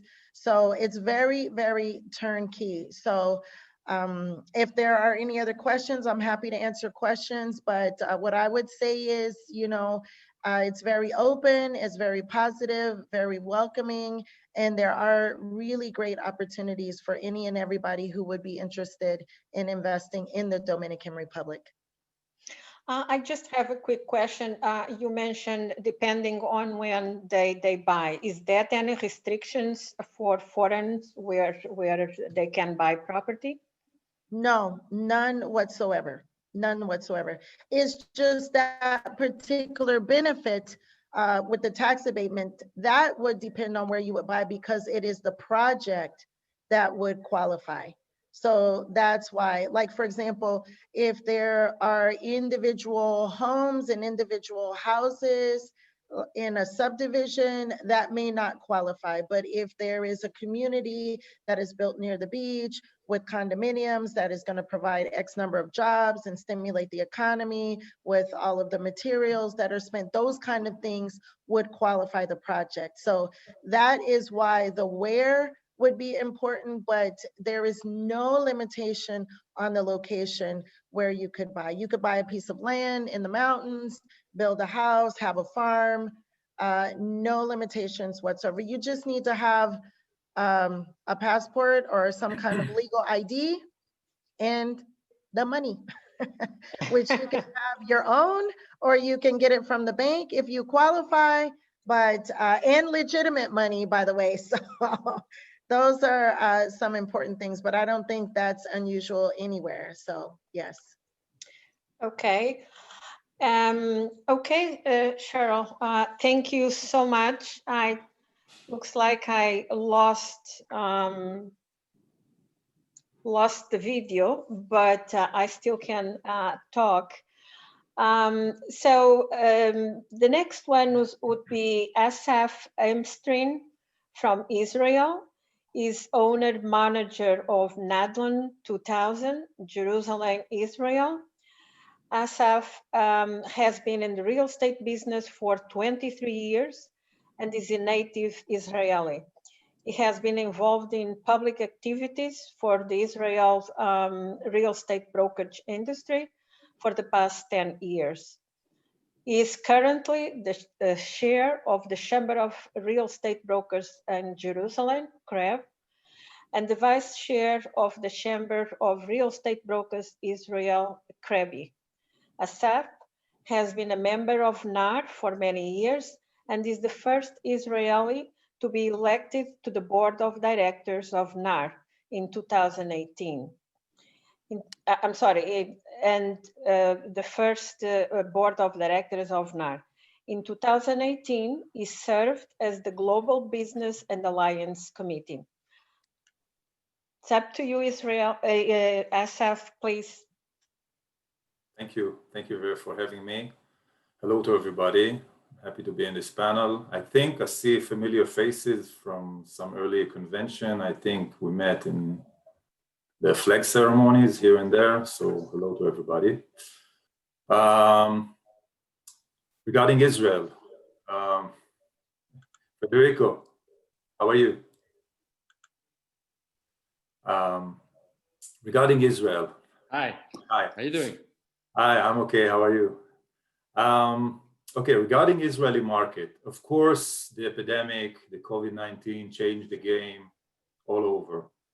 So I'm not sure Israel is different in most areas. What I can tell you is Israel a bit different regarding the interest, because we have a lot of interest, especially from the Jewish communities, and not only, but especially. I think it got to do with two facts. First of all,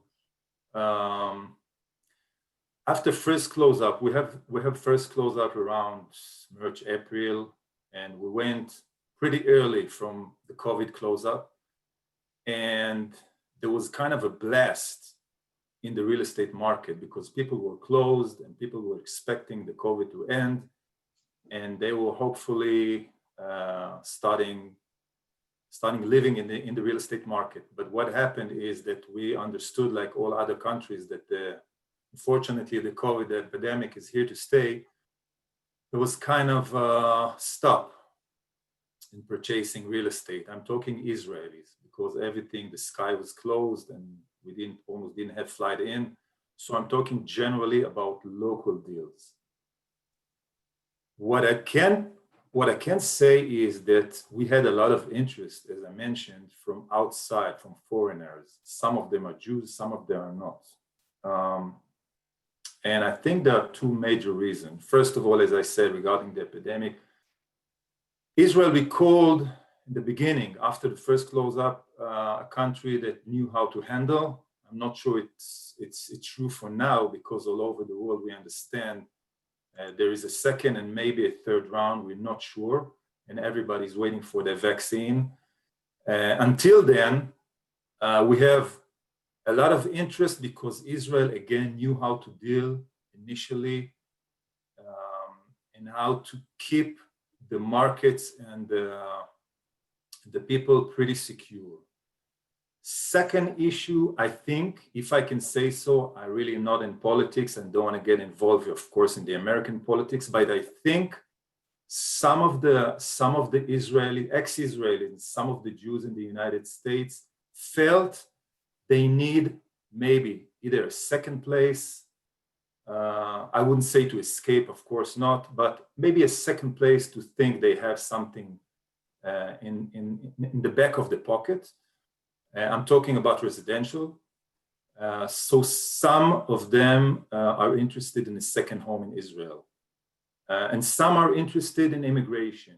We had a lot of questions, a lot of demands, but for now, it's only through the internet, through media, through telephone.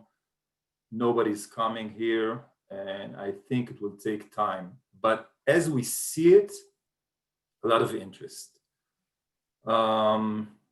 You got to understand that ex-Israelis and Jews buying properties in Israel, and especially in Jerusalem, where I live and I work in, mostly from emotional reasons. I'm telling you that because a lot of realtors and brokers I meet in the convention all over the world ask me what to do, how to get involved. I'll give you another details. I'm not sure you know, but Israelis are number 5 in investing in real estate in the United States between September 2018 and 2019. Number 5, the tiny Israel, $2.4 billion in a year. It's a substantial amount of currency. I'm saying it because if you, the brokers, the realtors all over the world, either made a good connection with the Jews in your local area, the Jewish communities, or even foreigners, not only Jews.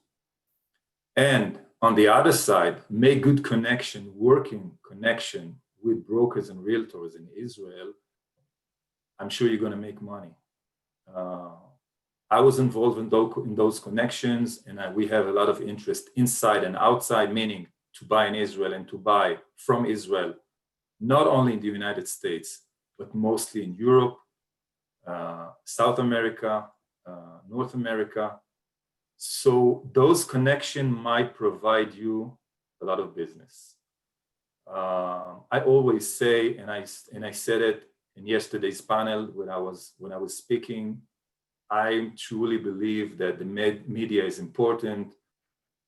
All the tools we have now, because we are restricted and some of us are in close-up, all the media tools, all the WhatsApp, the emails, everything is very important. But the most important thing is personal connection. If you want to make international business, I truly believe you need to put a lot of work in the mentum, in persona connection.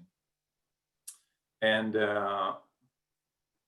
what I can say regarding steps that were taken by the Israeli government to maybe try to influence on the willing of people to buy a house in Israel is that we have a purchase tax. When you buy property in Israel, you must pay purchase tax. And they lower the purchase tax for foreigners to start from not from 8% and going up to 10%, depending on the amount of the property.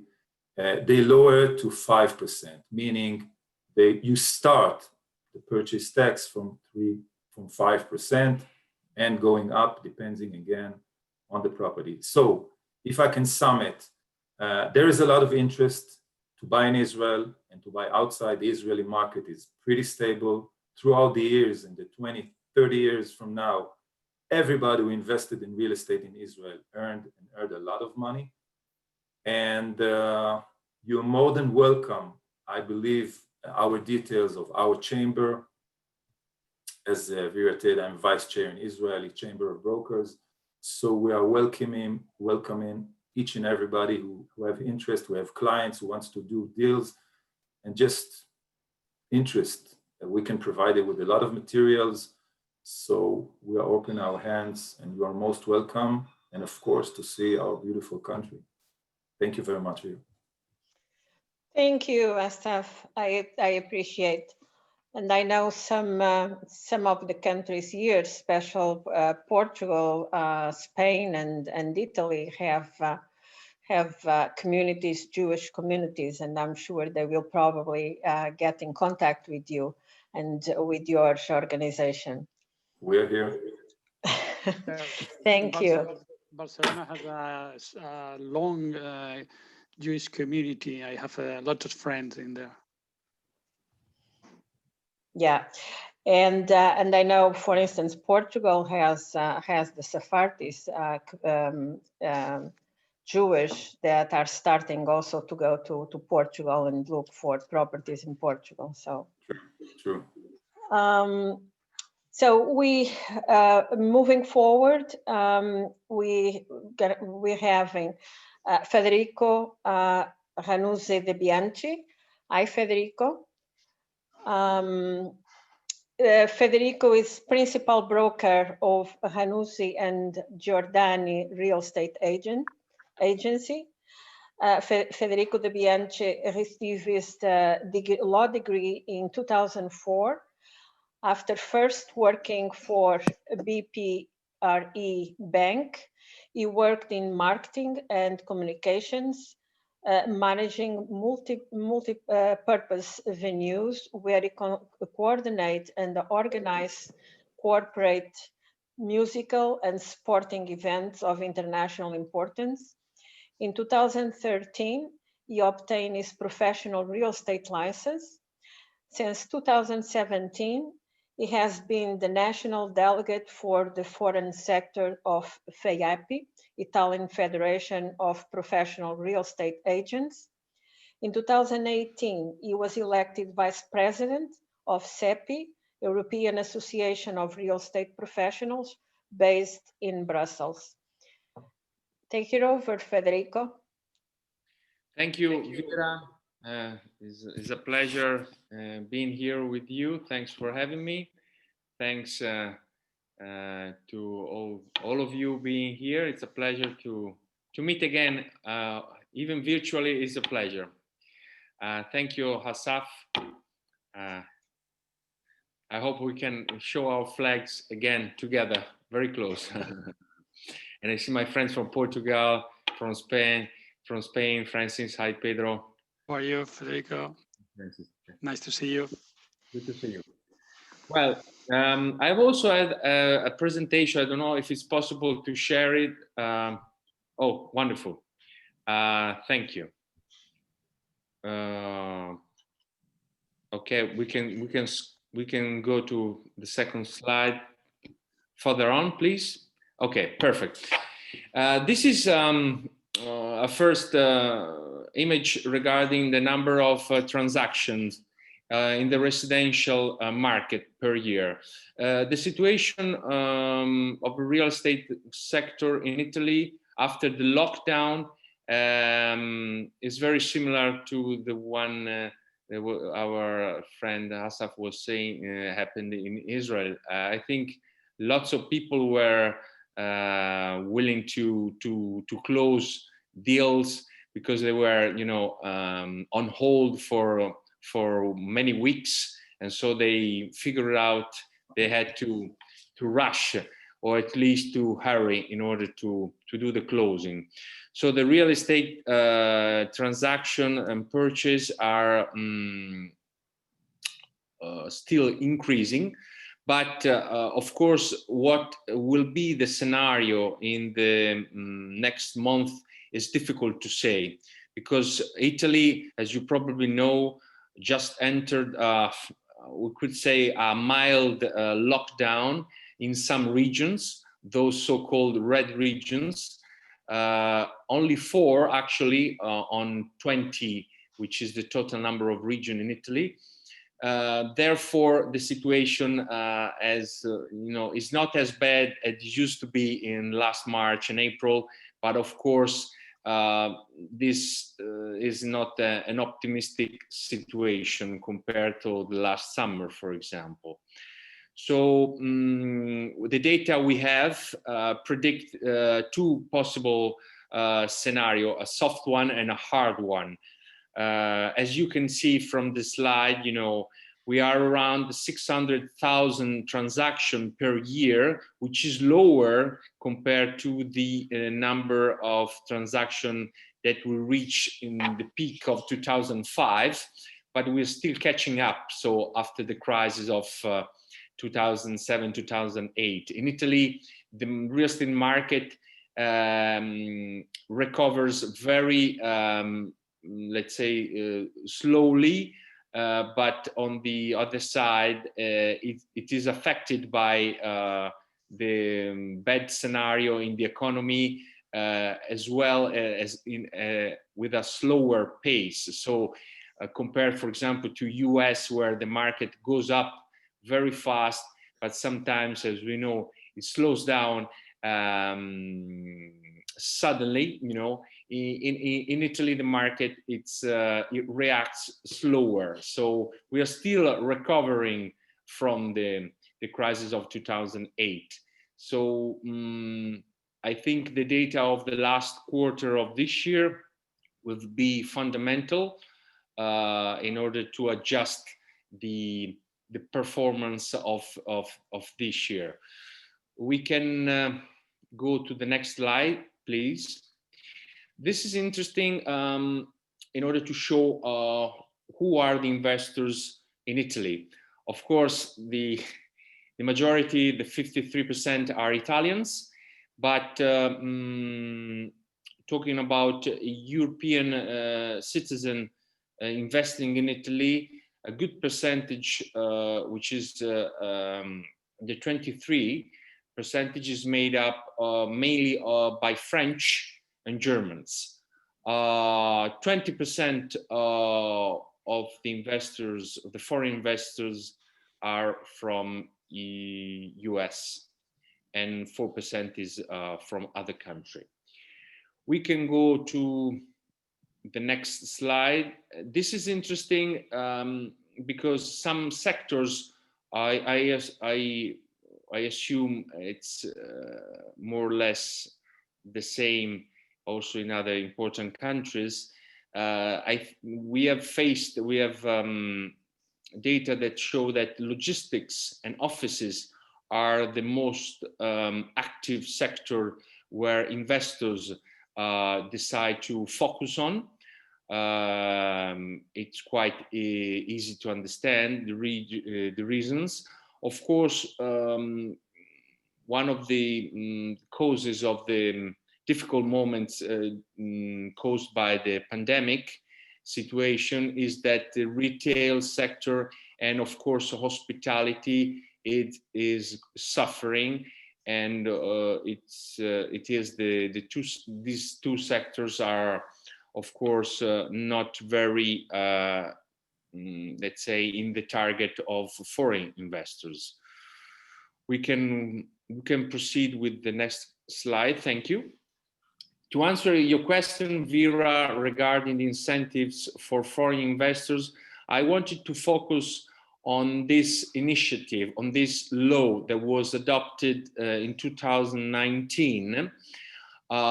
It's not, it's a little comparable to the golden visa in Portugal. Unfortunately, our government didn't, was not brave enough, I would say, but still, they have decided to launch this flat tax of the 7% for the first 10 years. This is an initiative that is reserved for those people who have certain requirements. It is focused on retired people, on pensioners. They might be also Italians, for example, who have been moved to other countries out in other parts of the world, that they can come back to Italy. Their first requirement is, of course, retired people receiving a pension from a foreign country, not living in Italy for the past 5 years. If they choose the Italian fiscal residence by living at least 183 days per year, the fiscal resident has to be in some regions, especially in the south, because those regions are the focus of this project. Let's say the government wants to attract investors, especially there. Those regions, are, of course, are amazing. I'm talking about, for example, Sicily, Sardinia, Puglia, those people have to move to small towns made up of less than 20,000 inhabitants. That is the reason of that is in order to develop, let's say, small towns, medium-sized villages compared to big towns. The important thing, which is extremely interesting for foreign pensioners, because of course, if they have to take the fiscal residence and live for more than 6 months in Italy, they need a house. They need to invest in a real estate asset, we assume. Therefore, the very interesting tax regime is the 7%, which can be applied at all income produced abroad. So not just to their pension, but to all their income. I think this is really very attractive, especially if we consider that in other countries, you know, the tax regime, it's much higher. So this is something that should be maybe more advertised, more spread around, in order to let the people, let investors, let their pensioners know that there is this very interesting opportunity. Thank you, Vera. Thank you, Federico. Just to be clear, so you said that the 7% will be on the overall income, right? Not just the pension. No, this is correct. All income.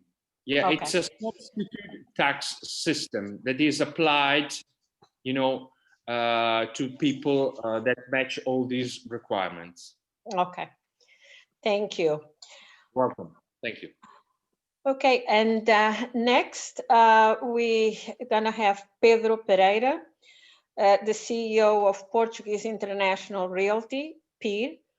Pedro Pereira has represented the Cooperating Association TUNAR in Portugal since 2018. He's familiar with the Portuguese real estate market for more than 2 decades, and as he's also the marketing manager of UCI, Iberian mortgage lender specialized in real estate agents. Welcome, Pedro.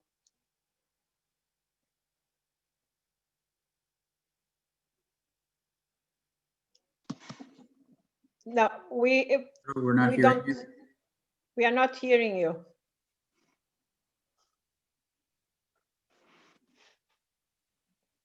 Are you mute? Because we can't hear you.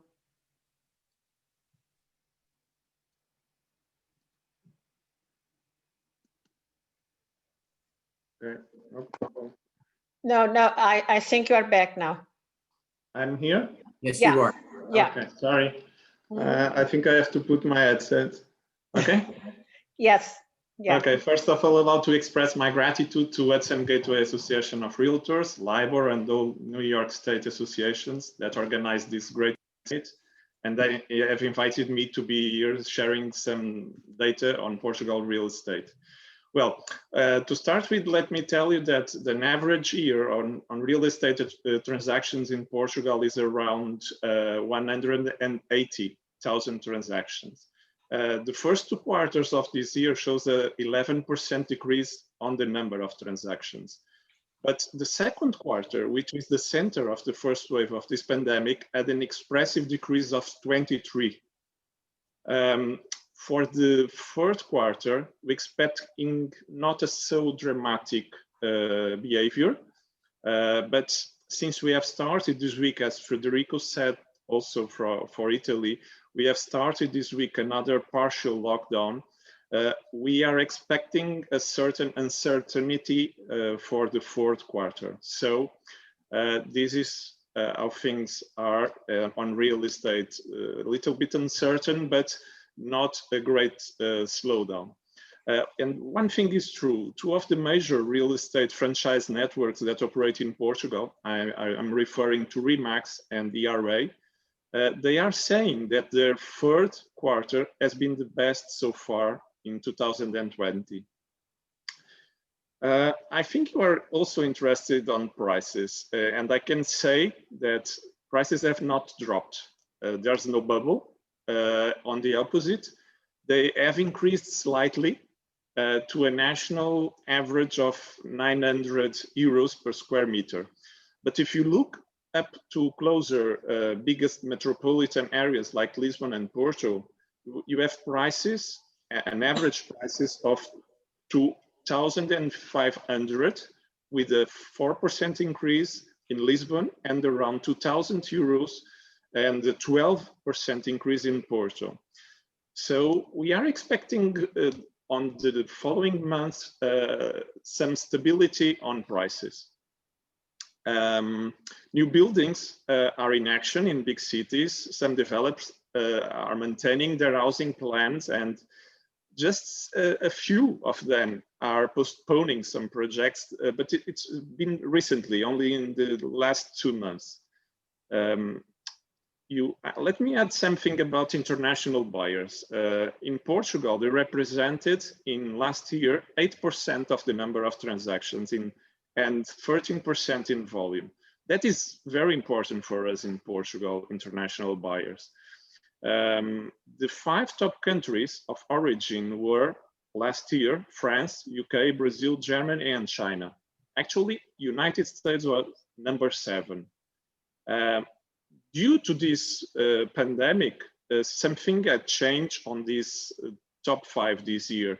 You still have China, now the number 1, followed by Brazil, that was on number 3, and new adds, Turkey and Vietnam. And for this year, United States ranks 4 on Portuguese international buyers.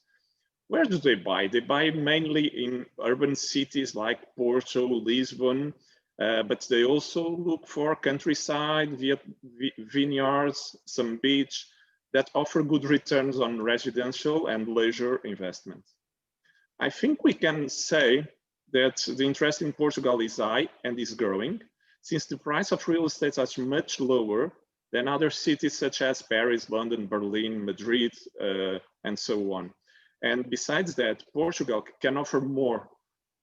What do I mean for more? We have a low cost of life, a good public healthcare system, good infrastructures, a solid democracy, and most of all, nowadays, I think it's good to tell, a pacific and calm population. We keep it calm and quiet. We obey to the rules, and it's quiet for everyone. So I think it's good factors like this that show Portugal is a safe and profitable investment. I think you were also interested about incentives and programs for international buyers, isn't that so? Yes, Okay. yes. I think for more than 10 years, Portugal has the famous Golden Visa program to attract investors on real estate, but not only on real estate. With a minimum of €500,000 investment on real estate, or by transferring €1 million in capital to Portugal, or by creating 10 jobs in Portugal, you can apply to a Golden Visa program. But if you are also interested in heritage, art of culture, you can also apply for a Golden Visa. And in this case, the investment is the lowest, $250,000. Having your Portuguese passport, it allows you to travel in all European zone and also to invest in this area. On the first year, we'll have a 2-year valid visa. You can renew it every 2 years, and you can apply for a permanent residence on the 5th year. Each year, you have to spend at least 7 days in Portugal.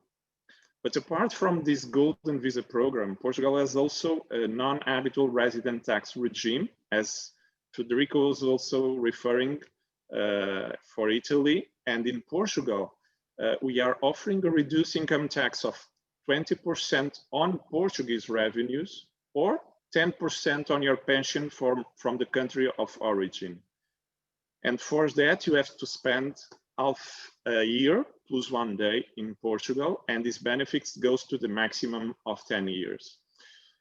I would like also to add something important. If you are planning or if you are placing Portugal on the target for your buyers, you have to be confident on Portugal for the reasons I've stated, but not only that, because Portugal in the recent years has a growing community of international realtor members, and some CIPS community is growing.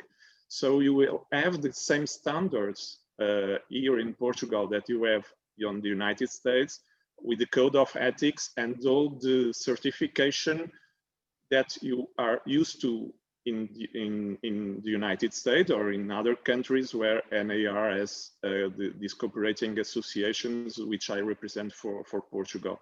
So I think we can be profitable invest. Portugal is a profitable investment, and you can have all the support for our members here in Portugal. Do you want me to add something else, Vera, or? I think we are running out of time, Pedro, okay. And I appreciate. I think it's good that you also mentioned the NAR and the Code of Ethics. So that is definitely a peace of mind for some of the possible investors that want to invest. Right. Thank you so much. You're welcome. And now, hi, Linda.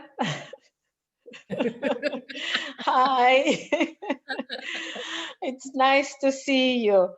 Thank you. So Linda is talking about South Korea. Linda Lee, it's broker, Kelly Williams San Diego Metro, and NAR Global Ambassador. Linda has been a realtor in San Diego, California for over 18 years. She is noted as one of Gary Williams, Gary Keller's top 100 agents. Linda consistently ranks in the top 50 in the area, national A list. Linda Lee serves as the NAR Global Ambassador, was a member of NAR's 2011 Leadership Academy, and has taken on leadership roles on the local, state, and national level. Here we go. It's all yours. It's all yours, Linda. Can you hear me okay?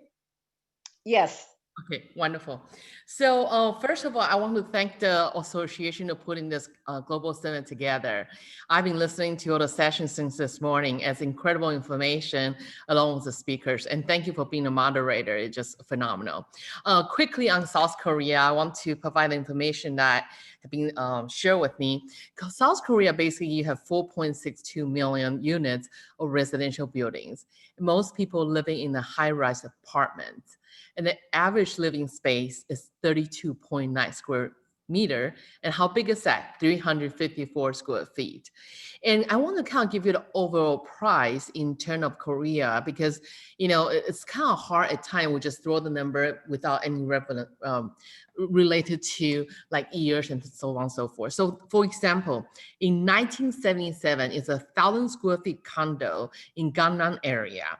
At that time, it will be 14,000. In this year, 2020, that condo will be 2 million.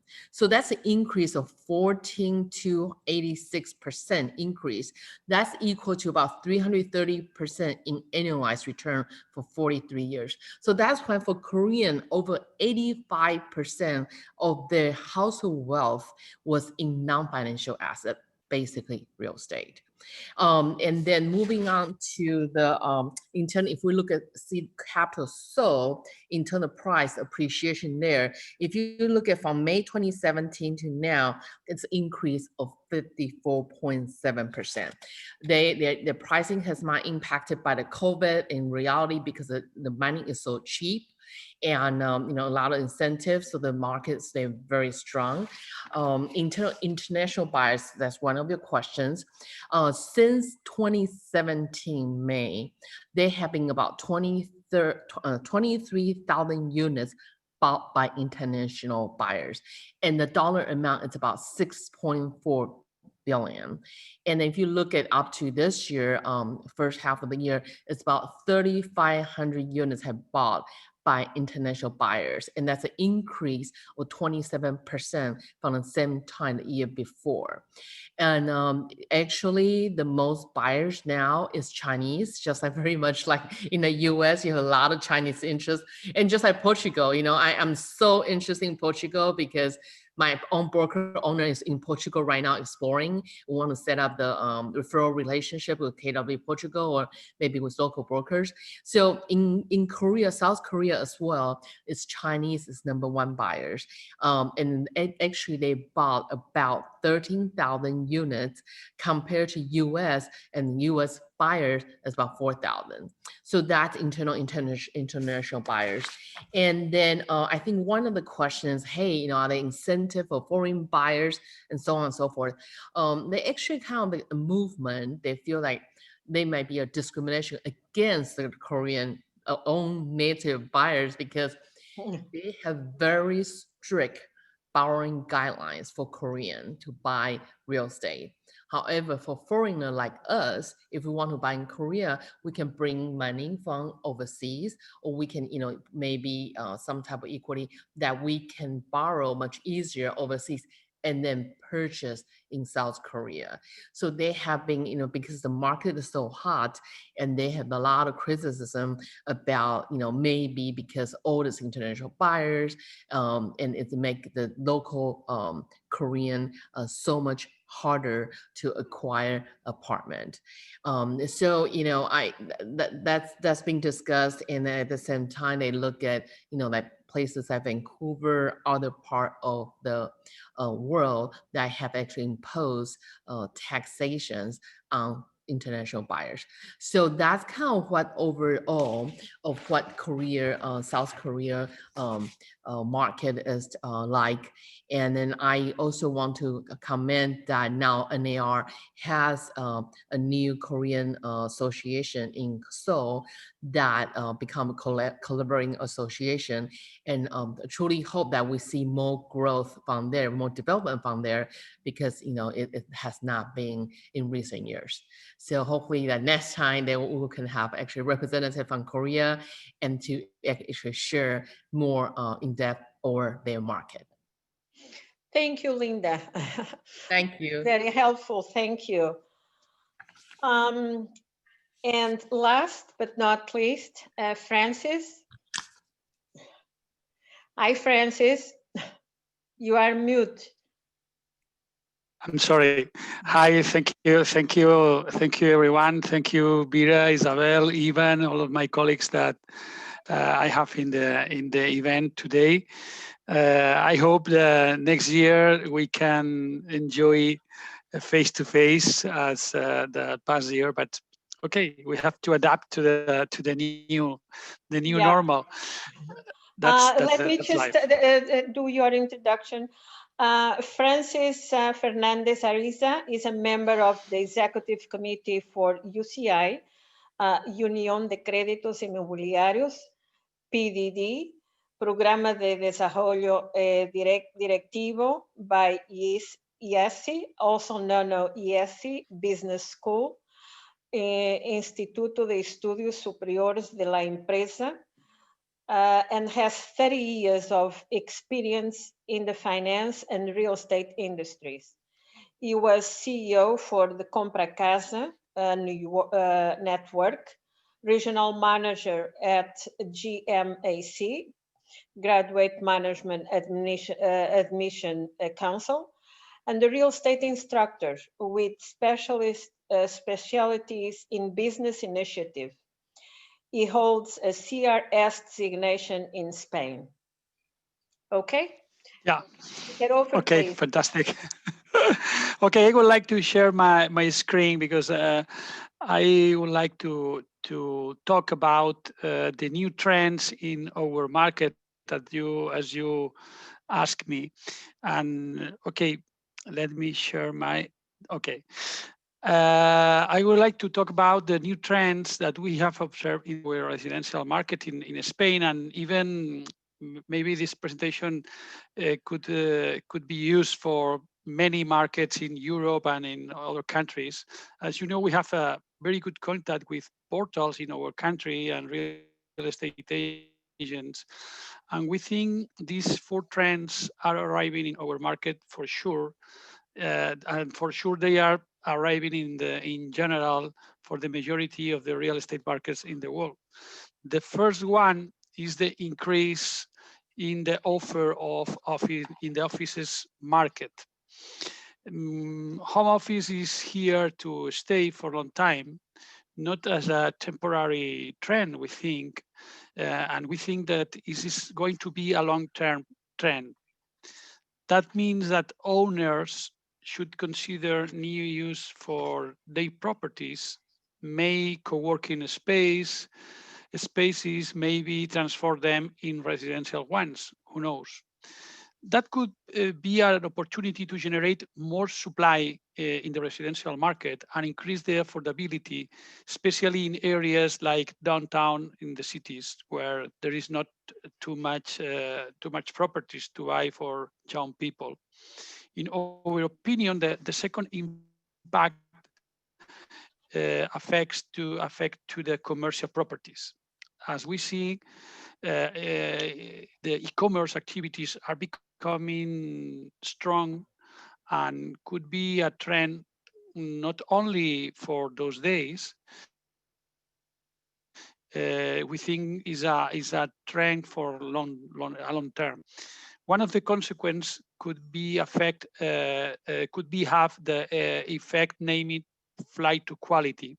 And many businesses that are now located in second lines in the cities or maybe in first floors in the buildings can move to the ground floor retail spaces, looking for more customers or to stay more next to the customers. Moreover, many commercial properties are going to be transformed in residential ones because the commercial properties are going to stay maybe empty during long time. The third trend that we observe is the change in our buyers, buyers' preference. Buyers prefer comfort over location. They change their priorities. So houses in suburbs, houses with terrace, gardens, swimming pools are now more searched in the portal. Is the information that portals supply us about this trend. The fourth one and the last one is the healthy and sustainability homes, sustainable homes, sorry, are arriving on the market. If pandemic has shown us anything, is that health matters, and our homes are an important part of our health and the health of our planet. Green homes is a strong trend arriving to buyers, mainly to the younger one and mainly to the buyers with a higher budget. Finally, for our country, for my colleagues, Portugal and Italy in the south of Europe, this is an opportunity because we are seeing that many freelancers and entrepreneurs are looking for properties in our country to work from Madrid, from Barcelona, Mediterranean area like Balearic Island or even Malaga, Valencia. And because they are cities with very good communication by plane with London, Frankfurt, Paris, and we are observing this movement for young people and young families that can live in our country, even in Portugal. We talk with Pedro, and there are a lot of this movement is now in the market. Even in the United States, people who is going to Florida from the states where in the north. And finally, you asked me about opportunities for foreign people to invest in Spain and to have the golden visa. The government is possible if it's possible to have the residence in Spain and even in the Schengen area. If you make an invest up to €500,000. You can invest in a property, even you can invest buying a company, a small company, even starting a new business. But you can invest $500,000. Then you can bring all your family to Spain and move in the Schengen area, in the European community. Thank you, Vera, for inviting me. If there is any question? I